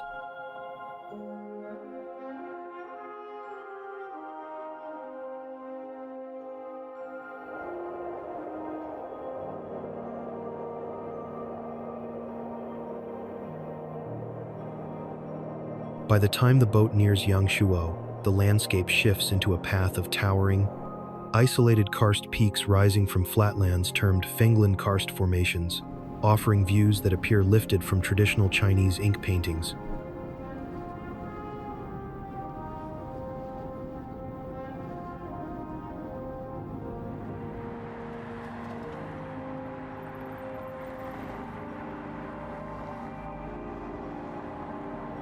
Narrow streets lined with stone buildings open to vistas where emerald fields meet the Li River's gentle bends.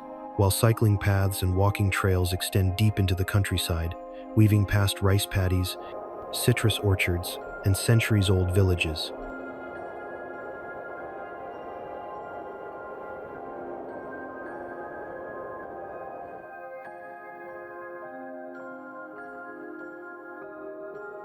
The region's unique topography was formed over millions of years through the dissolution of limestone.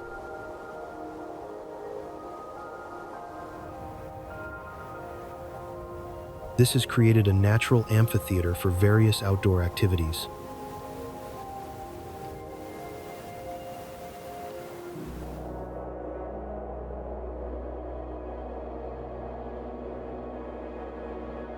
These activities range from rock climbing on sheer karst walls to bamboo rafting along the quieter stretches of the Yulong River, a tributary celebrated for its serene, mirror-like waters.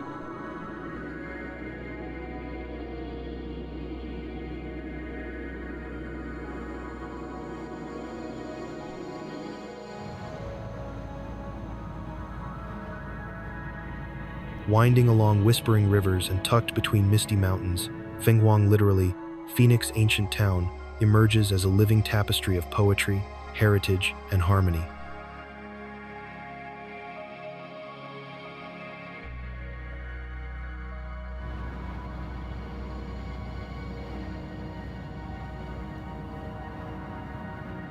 Located in western Hunan, the town appears as if painted into existence, its centuries-old architecture, cultural depth, and mythical echoes perfectly preserved beneath the soft gaze of dawn light.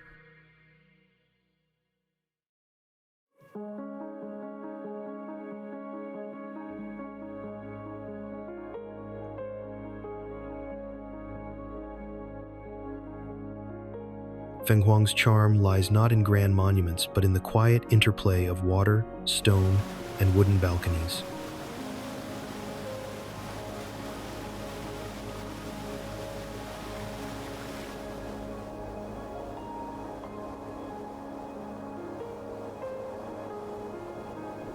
Built around 1704 during the Qing dynasty, the ancient town retains an authentic layout and aesthetic, with thousands of Ming and Qing-era structures, residential buildings, gate towers, ancestral halls, all interwoven with the landscape.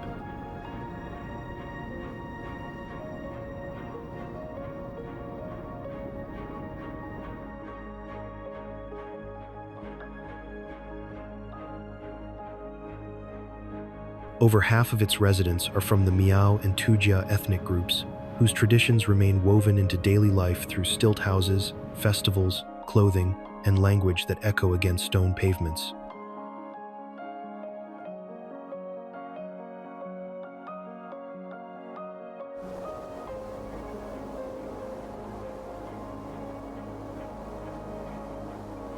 The ancient stilts of the Diaojialu architecture, elevated above the riverbank, make clear the town's ingenious adaptation to both riverine rhythms and responsive design.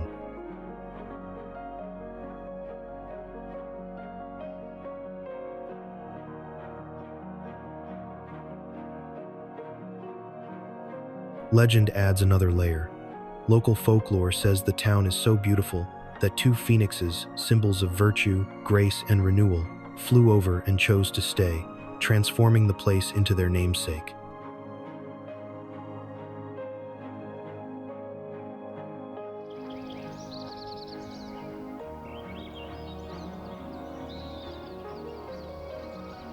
The phoenix, in Chinese tradition, also symbolizes the balance of yin and yang, a fitting metaphor for the cultural balance found in Fenghuang.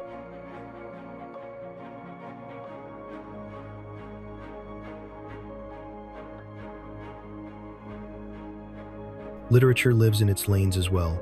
The noted 20th century writer Shen Kongwen set many of his evocative tales here, capturing Fenghuang as a borderland where cultures, landscapes, and stories converge.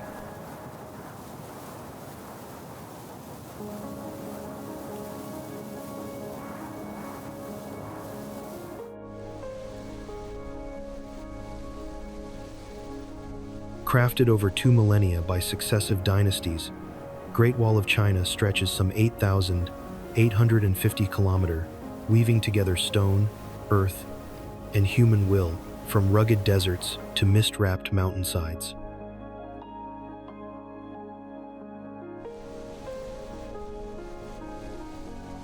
Its origins predate China's unification.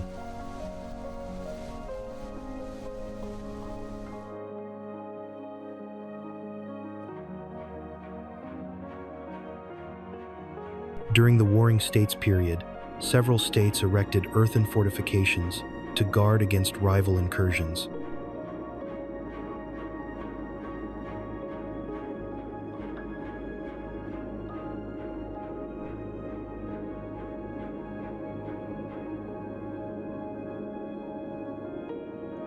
Around 221 BCE, Qin Shi Huang, the first emperor, connected and extended these defenses to form a unified barrier, laying the foundation of what became the Great Wall.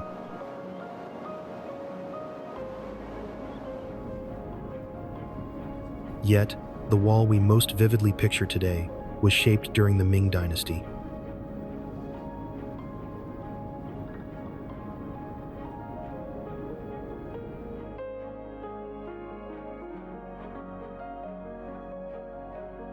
With bricks, granite, watchtowers, and fortified passes, this section exemplifies ancient China's mastery of military architecture and represents an unparalleled integration of human design into dramatic terrain.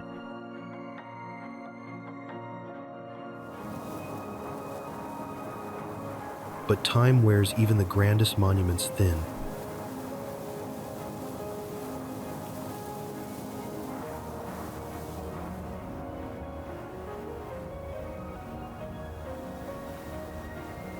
Roughly half of the original structure has vanished, and many parts stand crumbling, some swallowed by erosion, others repurposed by local villagers unaware of their historical significance.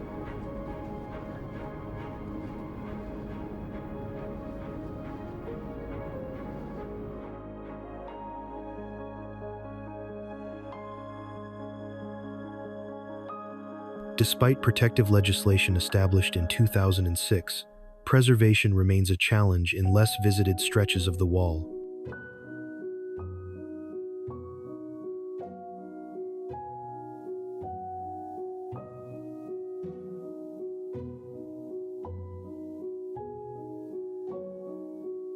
Today, segments like Badaling near Beijing are carefully maintained and popular with tourists.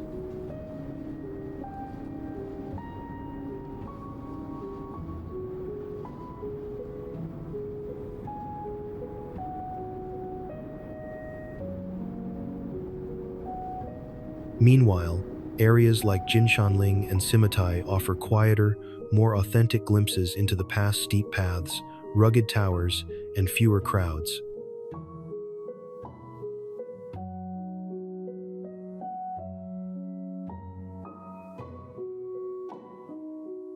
Recognized as a UNESCO World Heritage Site since 1987, the Great Wall stands as both a testament to collective determination and a cautionary reminder of how easily memories can be lost.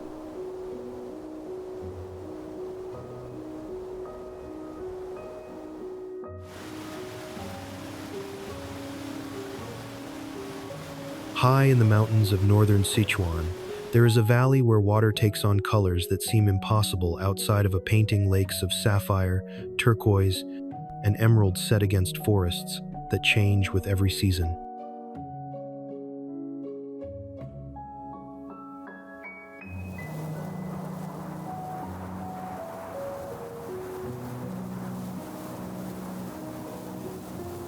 This is a landscape where glacial origins meet the patience of mineral-rich springs, creating pools so clear that fallen branches and leaves remain visible even at great depths, preserved like artifacts in glass.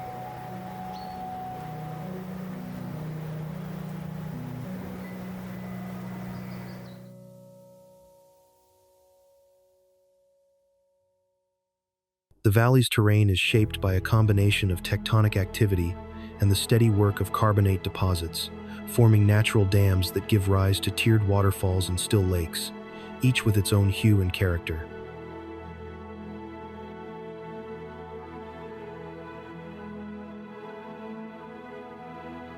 Autumn transforms the scene into a kaleidoscope of reds, yellows, and greens, while winter cloaks it in snow and ice, turning waterfalls into frozen curtains.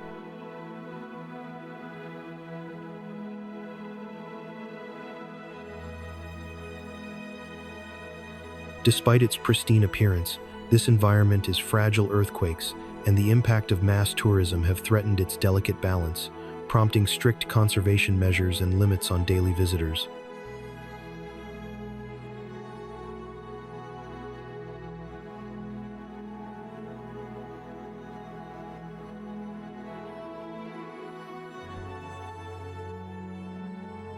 Recognized as a UNESCO World Heritage Site in 1992 and a World Biosphere Reserve in 1997, the valley is a living testament to how geology, ecology, and time can collaborate to create something truly extraordinary.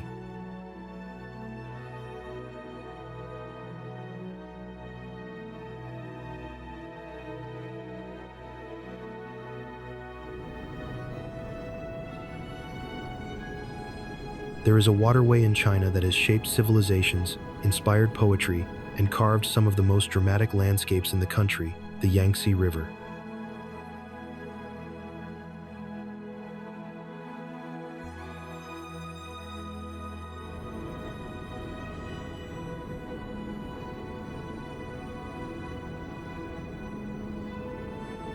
Stretching over 6,300 kilometers from the glaciers of the Qinghai Tibet Plateau to the East China Sea. It is not only the longest river in Asia, but also a lifeline that has nourished fertile plains, connected distant regions, and witnessed over 3,000 years of recorded history.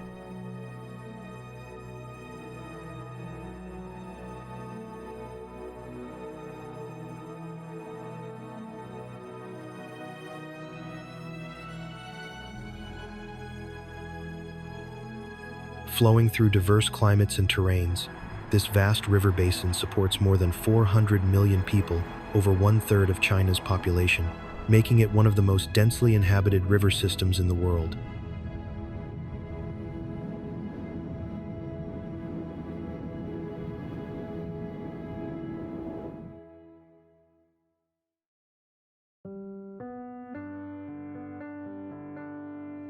Its floodplains have long been the heartland of agricultural production, especially rice cultivation, thanks to nutrient-rich alluvial soils deposited by seasonal flooding.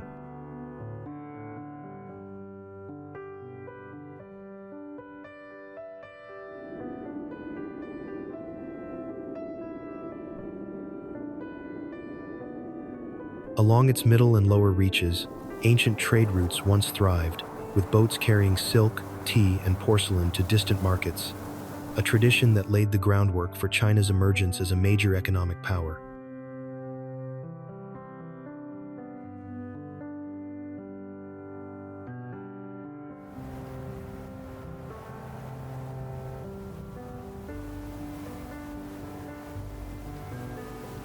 The river's dramatic gorges, sculpted by millions of years of erosion, have inspired generations of poets and painters, becoming cultural symbols as much as natural wonders.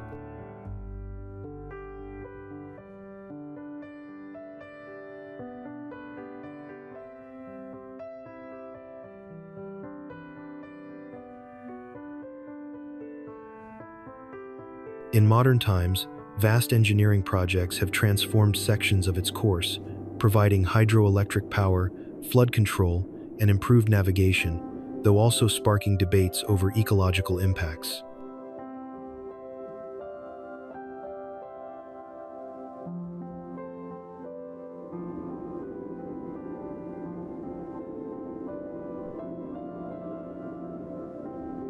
Despite these changes, its waters continue to flow as both a natural artery and a cultural thread, binding together the landscapes, livelihoods, and stories of the nation in a way few other features can.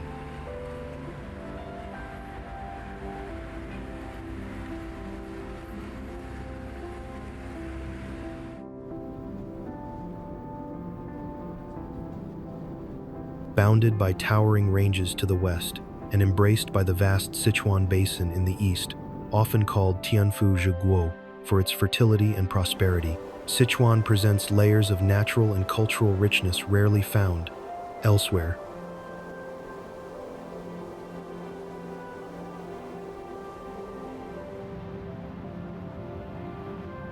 Here, ancient kingdoms first settled the plains, long before modern China took shape.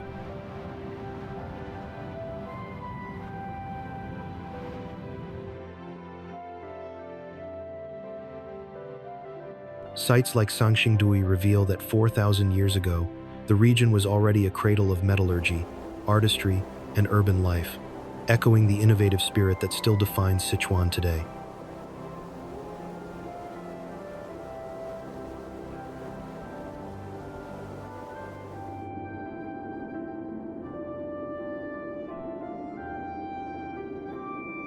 In the highlands and forests of western Sichuan, rivers born from the Tibetan Plateau carve through mountain gorges.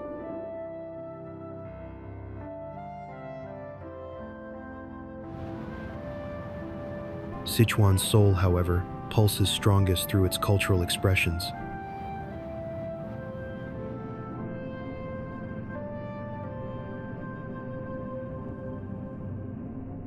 In the streets of Chengdu, tea house chatter drifts through the air, alongside the quicksilver movements of Sichuan opera, where performers wield masks as skillfully as metaphors, transforming scenes in a blink and balancing tradition with theatrical flair.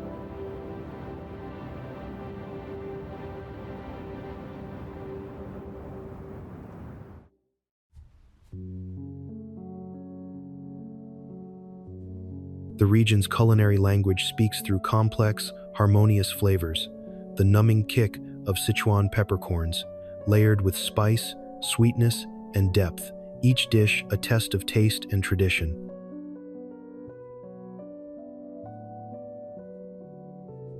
At the heart of the flavor profile is the famous mala combination.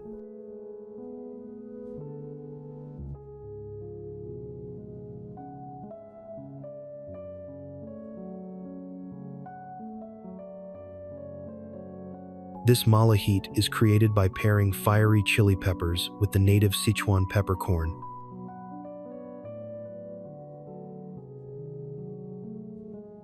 Chili peppers were first introduced from the Americas in the 16th century.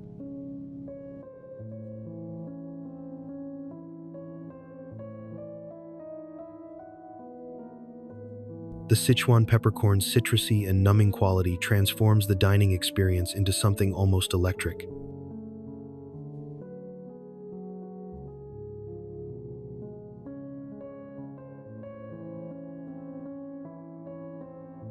In China's arid northwest, the world's most extensive Yardang fields have taken form.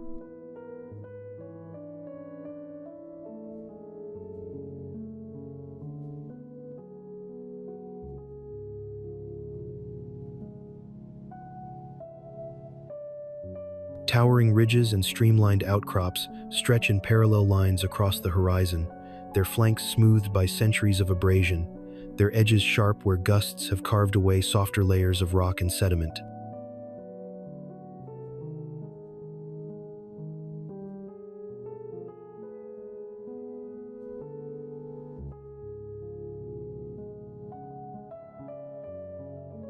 In some areas, the formations resemble fleets of ancient ships or weathered fortresses standing in silent ranks, while in others, they take on the silhouettes of animals, watchtowers, or mythical figures, forms born entirely from nature's slow but unerring artistry.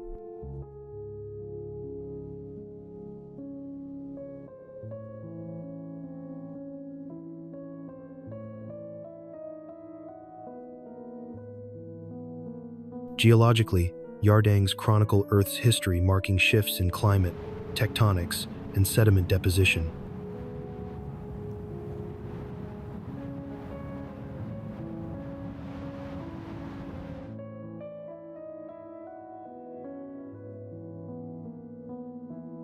Their shapes and colors mirror geological epochs, offering visual and scientific insight into ancient environmental processes.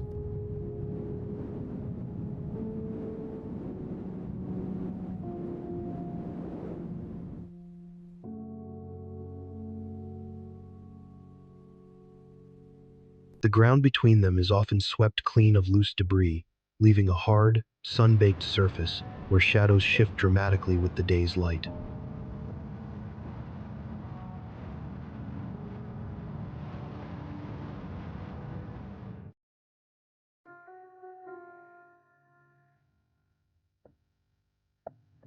In this environment, silence dominates, broken only by the low moan of wind, threading through narrow gaps, a sound that can feel both haunting and serene.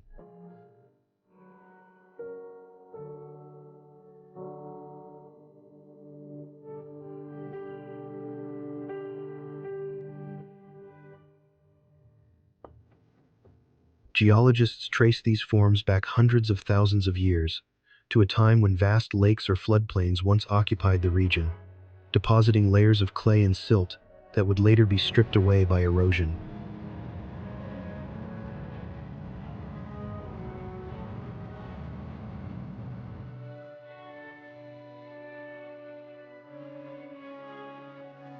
Today, these sculpted corridors stand as open-air archives of climate and geological change, offering not only a surreal visual spectacle, but also a glimpse into the forces that shape our planet's most enigmatic terrains.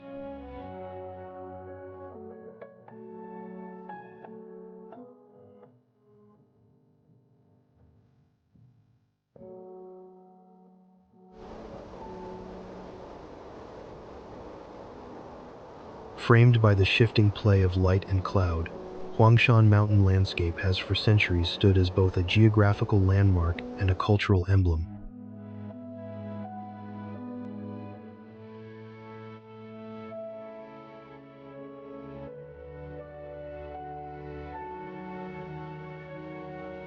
Rising abruptly from surrounding plains, its jagged granite peaks, shaped over millions of years by tectonic uplift and relentless erosion, form silhouettes that seem almost sculpted with intention.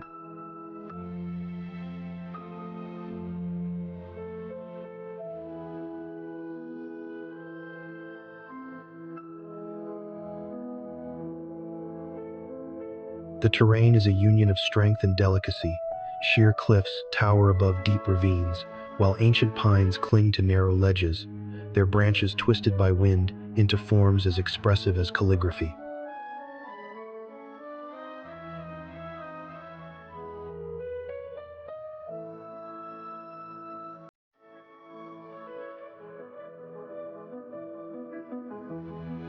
Beyond its natural drama, this landscape has carried deep symbolic weight in the Chinese imagination.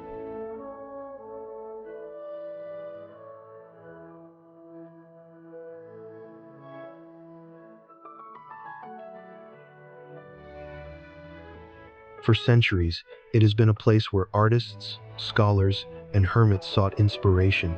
Its mist-covered peaks, embodying the harmony between humanity and nature, central to traditional philosophy.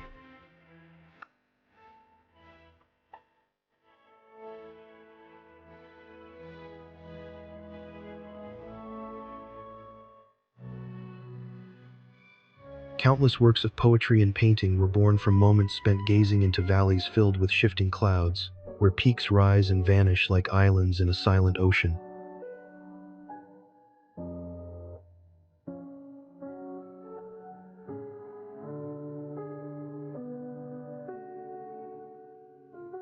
In this way, the mountains became not just a physical location, but an enduring metaphor for resilience, solitude, and transcendence.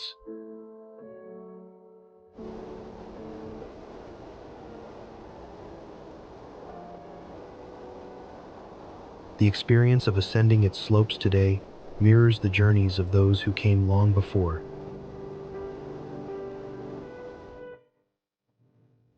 Narrow trails wind past stone steps cut directly into cliffs, leading to viewpoints where the world seems distilled into sky, rock, and drifting vapor.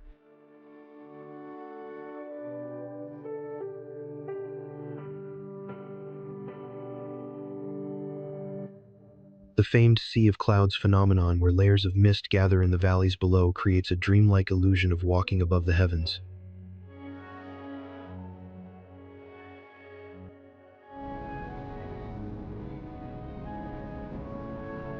Nestled along China's eastern coast, Zhejiang Province stretches across a diverse landscape where mountains meet the sea and centuries of history blend seamlessly with vibrant modern life.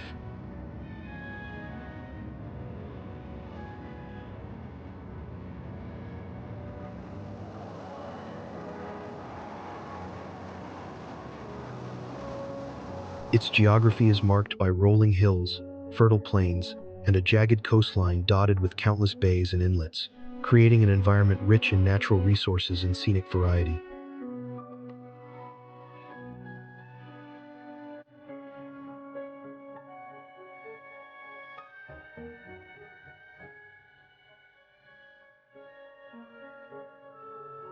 Throughout history, Zhejiang has played a pivotal role in shaping Chinese culture and commerce.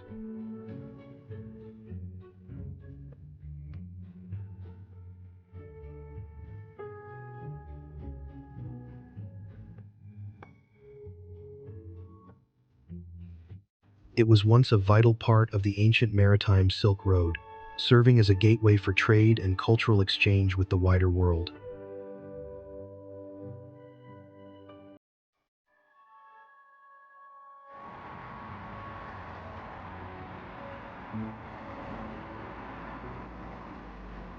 The province's residents have cultivated a reputation for entrepreneurship and craftsmanship, with traditional industries ranging from silk production to porcelain artistry that have garnered international admiration.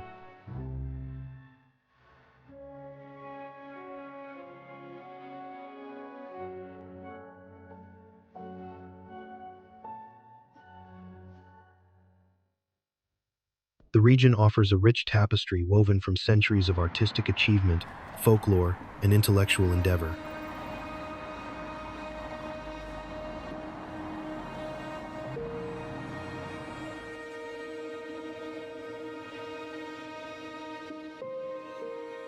The local dialects, customs, and festivals reflect a blend of influences shaped by geography and history, contributing to a distinctive regional identity.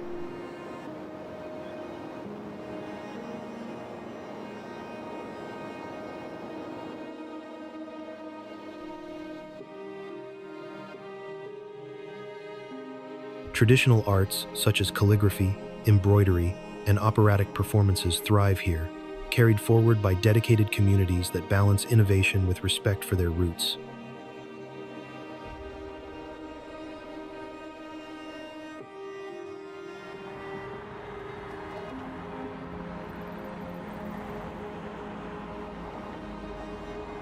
The province is also celebrated for its literary heritage, having inspired countless poets and scholars whose works remain integral to China's cultural canon.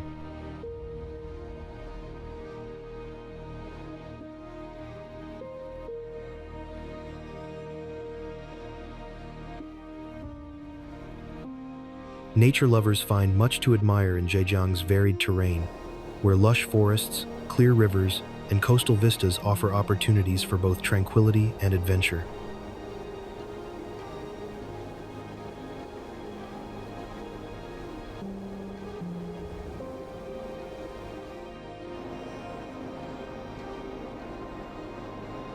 What makes this county especially remarkable is its incredibly narrow shape, a sliver of land squeezed between towering mountains, with the Nanxi River flowing through its center.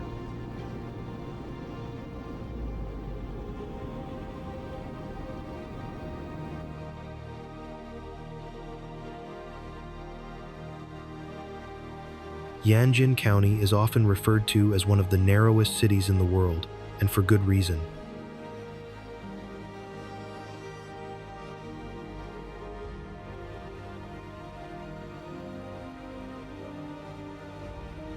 Its urban area is so compressed that buildings line both sides of the river, hugging the cliffs, and often stacked in layers to make the most of limited space.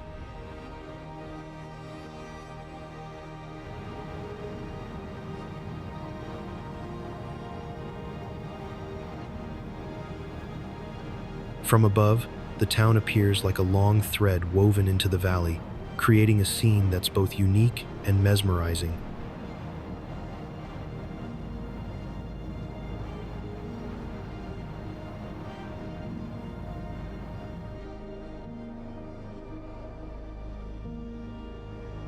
Across centuries of Chinese history, there has been no symbol of imperial authority more enduring or awe-inspiring than the Forbidden City.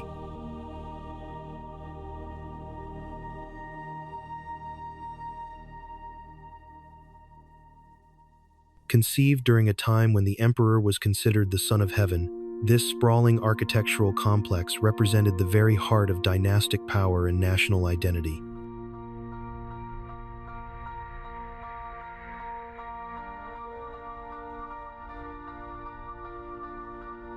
This place served as the political and ceremonial core of China for nearly 500 years, from the early 15th century until the fall of the last imperial dynasty in the early 20th century.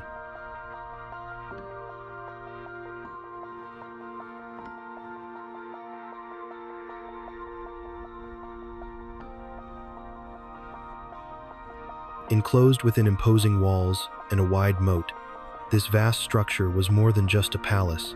It was an entire self-contained world, meticulously planned to reflect order, hierarchy, and cosmological harmony.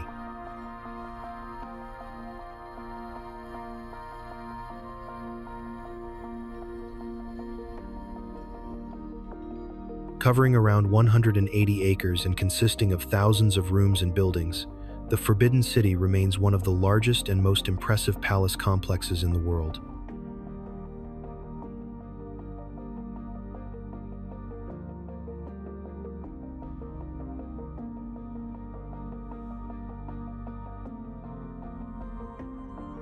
Symmetry, orientation, and spatial hierarchy all serve to emphasize the emperor's supreme position and the importance of social order.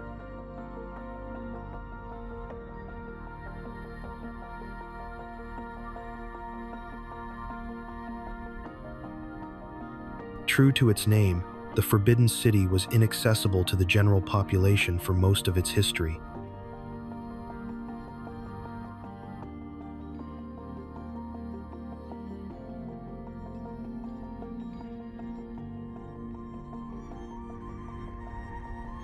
Only those with official duties or noble lineage could enter its gates.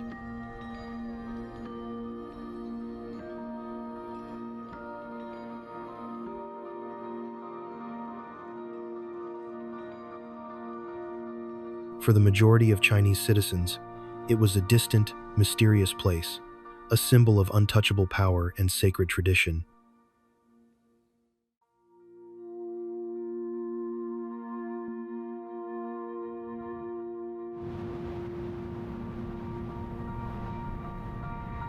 Stretching across northern China like a broad tapestry of natural diversity and cultural resonance, the region known simply as Inner Mongolia occupies a place of both historical significance and modern complexity.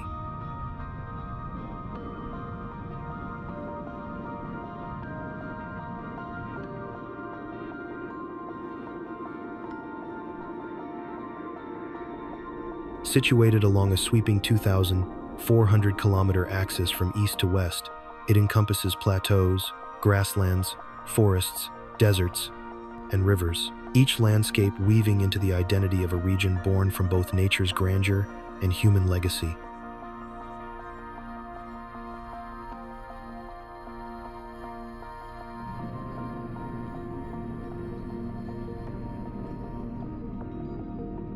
Tracing its roots back almost 2 millennia to the Ordos people, the area formally became China's first autonomous region in 1947, marked by a history deeply tied to ethnic diversity and regional autonomy.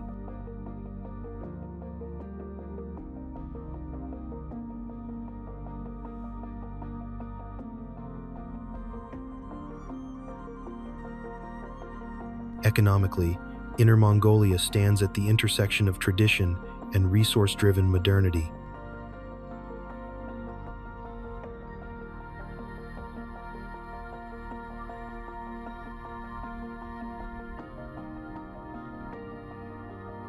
Its landscapes harbor abundant mineral deposits, including rare earth elements that represent around 80% of the world's known reserves: coal, oil, and natural gas, powerful fuels for its industrial development.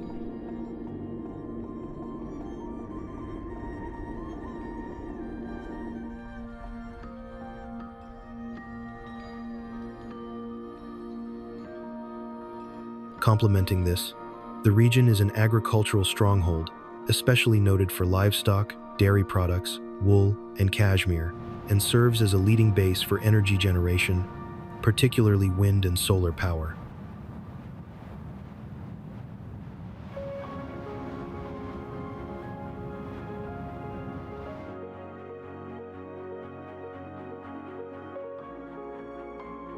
It is also a land of sweeping grasslands, where nomadic traditions still whisper through the air and where wildlife flourishes in ecological diversity.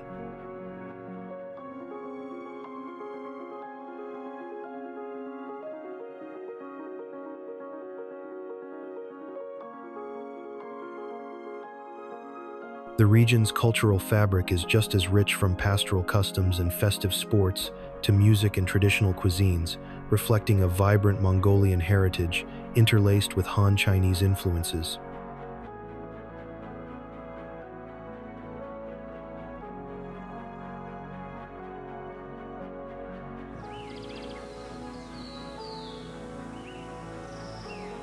Where emerald forests drape over whispered slopes and ancient ideas echo among the pines, there rises a mountain that has not only witnessed history but nurtured beliefs.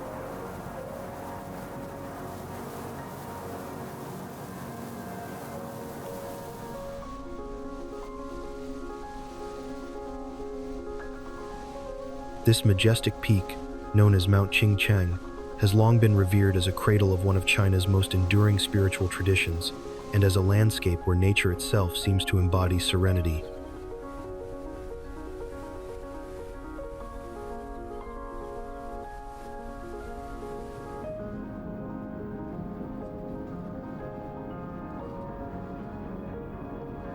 It is widely celebrated as one of the birthplaces of Taoism, its slopes holding centuries of spiritual practice and philosophical reflection.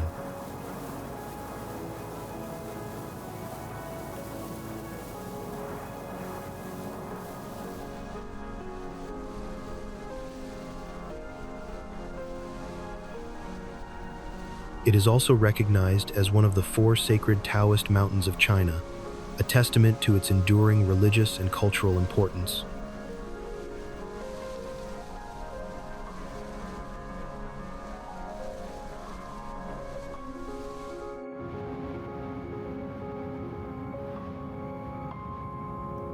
Shangri-La, a name lifted from the pages of a 20th century novel, has come to represent not just a locale, but an emblem of peace, refracted through mountain air and Tibetan culture.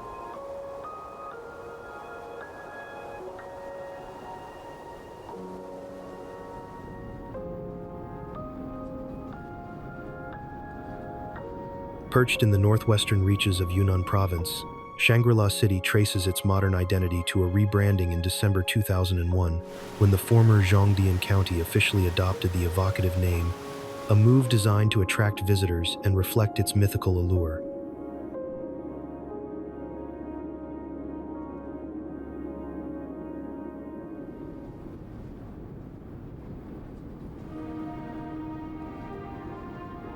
The area bears a distinctive character born from its geographic crossroads lying where Yunnan, Sichuan, and Tibet converge within the Diqing Tibetan Autonomous Prefecture.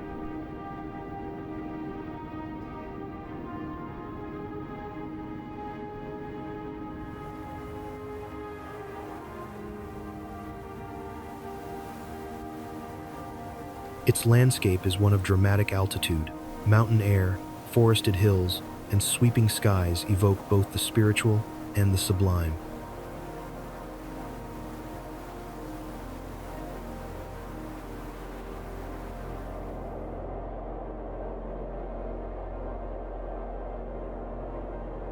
This unique setting taps into the imagination of the earthly paradise described by James Hilton in Lost Horizon, giving the town both name and narrative.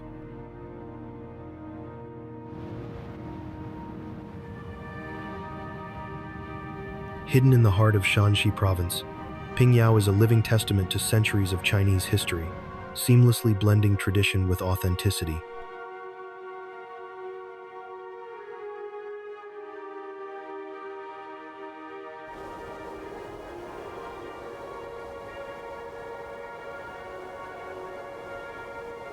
Though its origins trace back as far as the Western Zhou dynasty, it was during the Ming and Qing dynasties that Pingyao flourished, forming a remarkably preserved urban landscape that remains virtually unchanged today.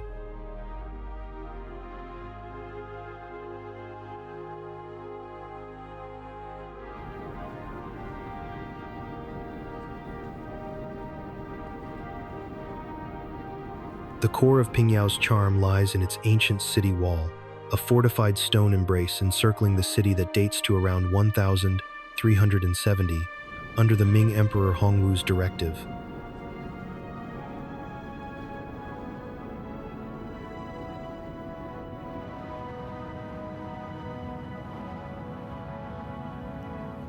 Stretching over 6 kilometers in circumference and soaring roughly 12-meter high, this wall is dotted with 6 gates and an impressive 72 watchtowers, elements that have earned the city its beloved nickname, Turtle City.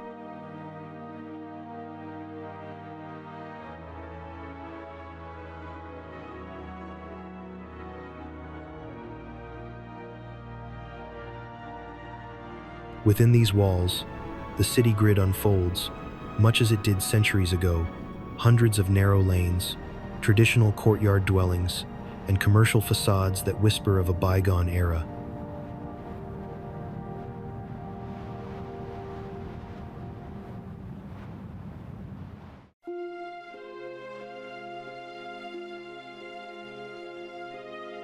Today, there are over 3,700 such residences, with around 400 especially well preserved, all echoing the urban aesthetic of Imperial China.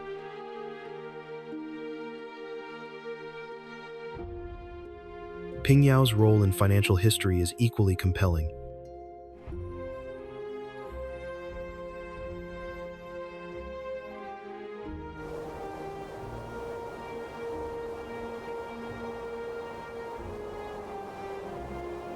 In the 19th century, it emerged as a pioneering economic hub, home to the first Chinese draft bank, the Rishengchang Piaohao, founded in 1823.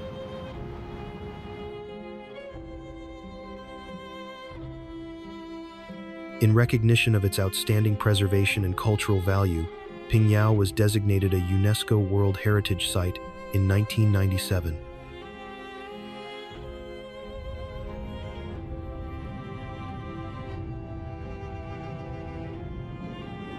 UNESCO cited it as an exceptionally well-preserved example of a traditional Han city, offering deep insight into the architectural and urban evolution throughout Imperial China.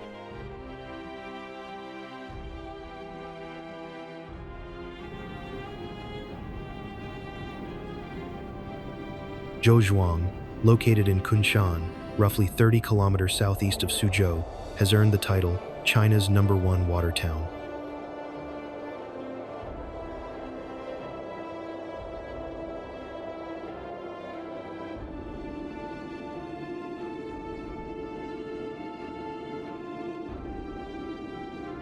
It stands out as one of the country's most famous and best preserved water towns, celebrating its rich cultural background, elegant watery vistas, and strong local customs.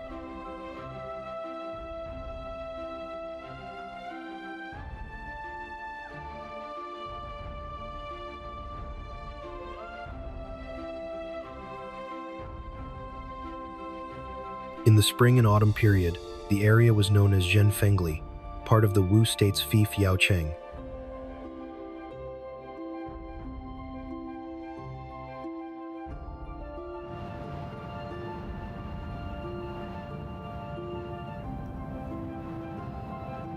Over time, through acts of pious benevolence, most notably a generous donation to Quanfu Temple by the devout Zhou Digong in 1086, the town came to be known as Zhejiang.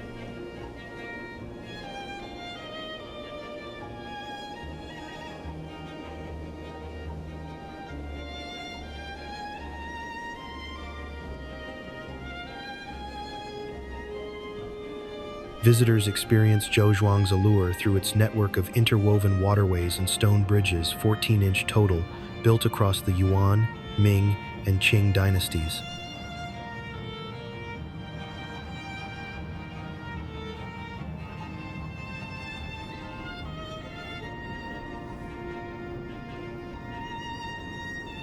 These bridges transform the town into a maze of islands connected by reflective canals, famously earning it the nickname the Venice of the East.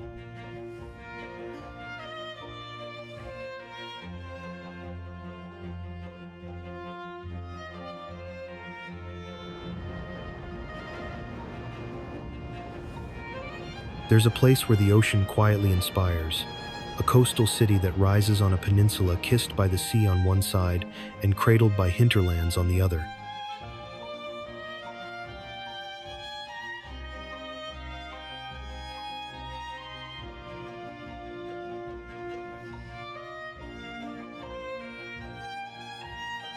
Think a place where the air feels cleaner, the pace slower, and the promise of open horizons ever present that is the essence of Beihai.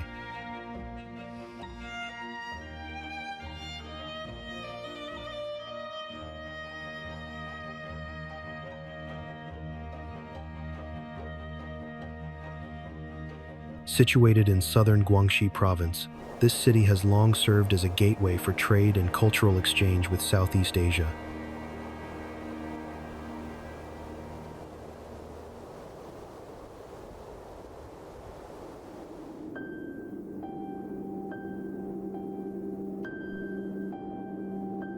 Its harbor has nevertheless remained a vital outlet for commerce, linking southern and western regions of China to the wider world.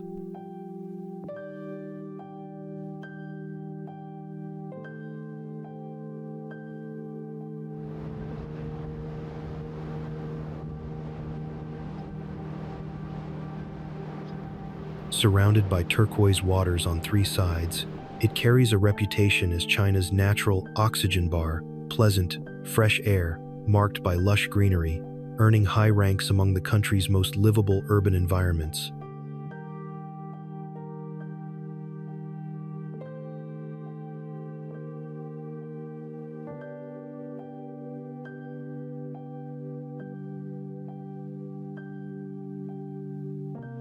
The economy has diversified modern fishing, shipbuilding, food processing, petrochemicals, and electronics contribute to a robust commercial base rooted in both tradition and innovation.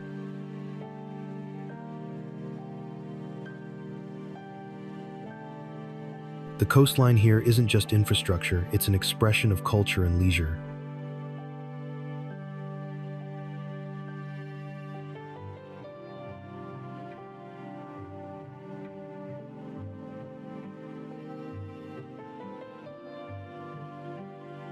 A striking stretch of sand often glimmers like silver in the sun, offering a timeless backdrop for relaxation and reflection.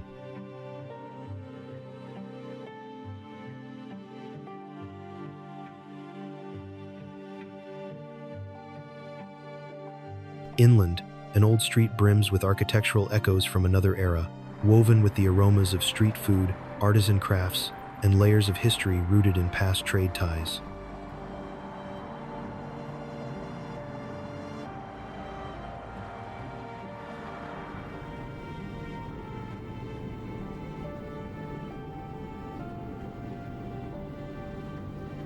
Less perceptibly, Beihai also stands at the crossroads of China's expanding economic contours.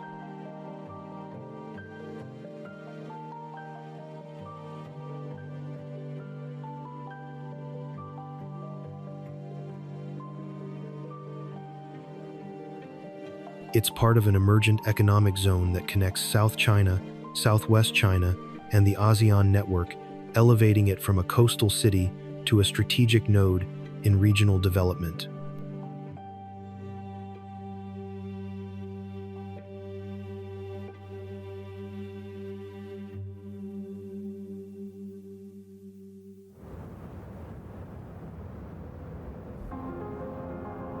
Tucked into southwestern China's rugged terrain, Chongqing municipality unfolds across steep hills and the confluence of the Yangtze and Jialing rivers, its geography shaping not just its skyline, but also its soul.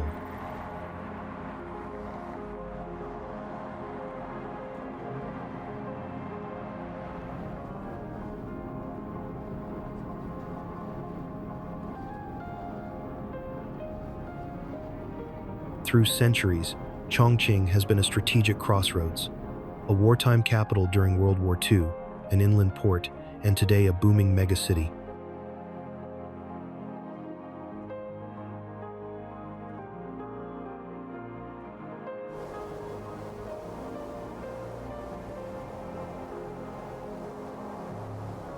Since breaking off from Sichuan in 1997, it's emerged as one of China's 4 direct-controlled municipalities and a powerhouse of inland development.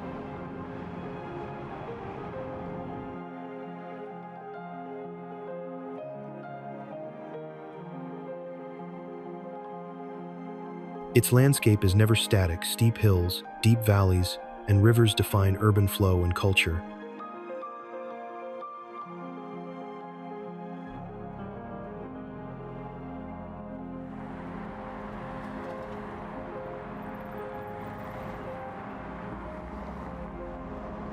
Streets twist into stairways, architecture clings to slopes, and clouds often settle low enough to veil rooftops, earning Chongqing its poetic title as the Fog City.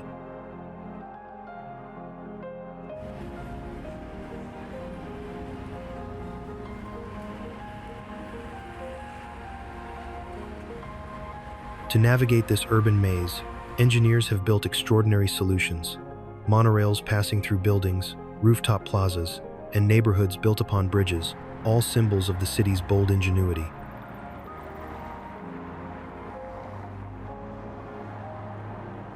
Culture here resonates through heat and harmony.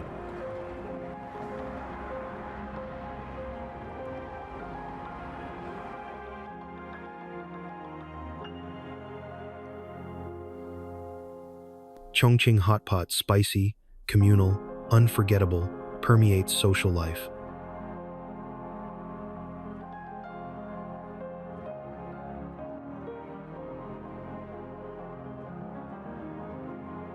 Meanwhile, traditional Sichuan opera, local dialects, and long-standing Bayou heritage create a rhythm that's both historic and electric.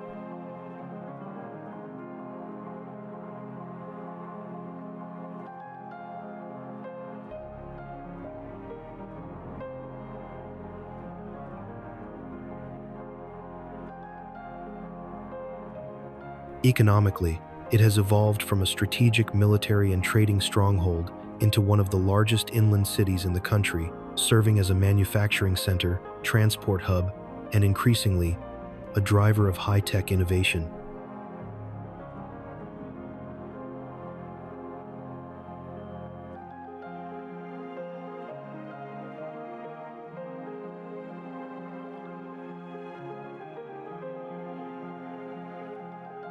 Despite its rapid growth, the city has retained a strong sense of character, one shaped by resilience, adaptability, and a deep connection to its natural setting.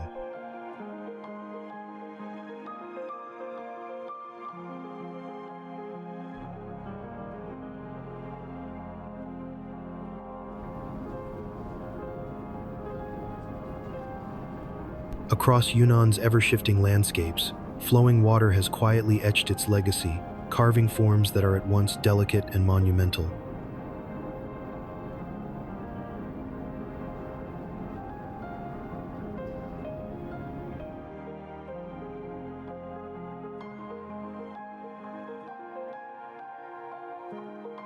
These erosion-crafted terrains tell stories not through peaks or valleys, but through stone and sediment shaped by persistent movement and time.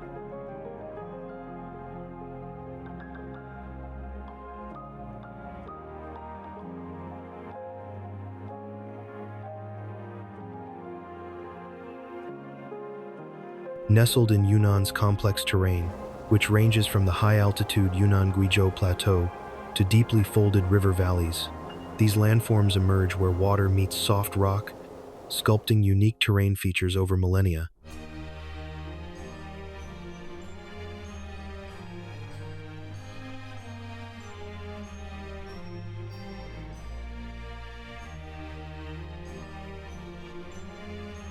In certain areas, ancient water flow has left behind pillar-like clay formations known as tulin or earth forests.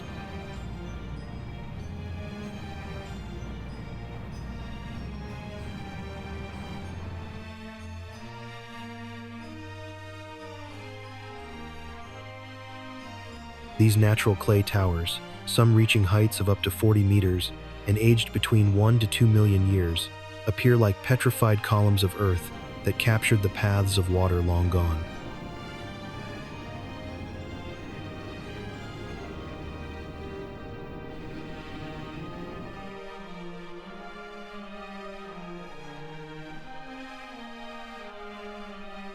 Elsewhere, the process of water carving through limestone has given rise to dramatic karst landscapes where dissolution and erosion expose columns, caves, and ridges from a world once submerged.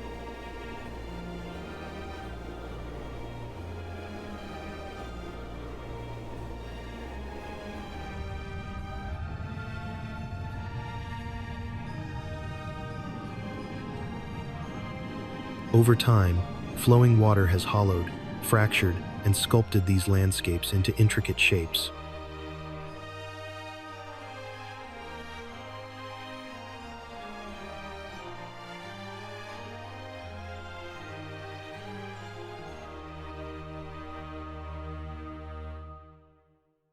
In other corners of Yunnan, flowing water has transformed the terrain into oscillating networks of gullies and terraces.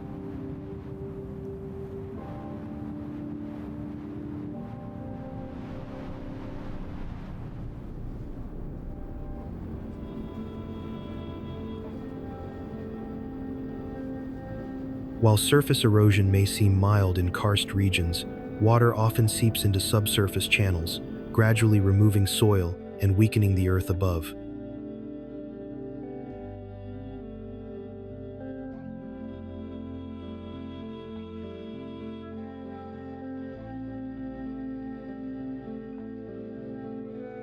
Over time and with repeated rainfall or human disturbance, these small-scale processes can deepen, creating gullies, steep-walled channels that reflect the dynamic interplay between water flow and unstable soil layers.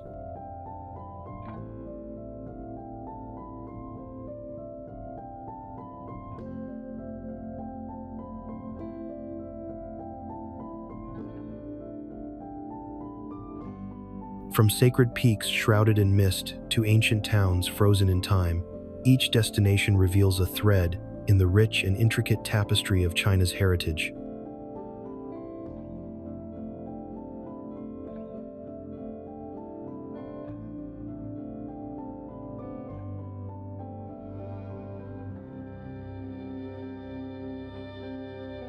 It's not just about the places, it's about the stories, the spirit, and the moments that stay with you long after the journey ends.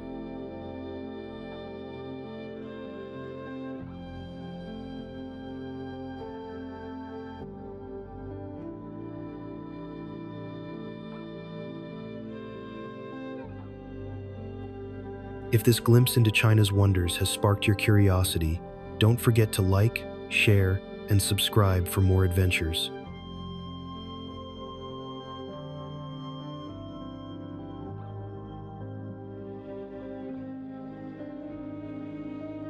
And tell us in the comments, which destination would you want to explore first?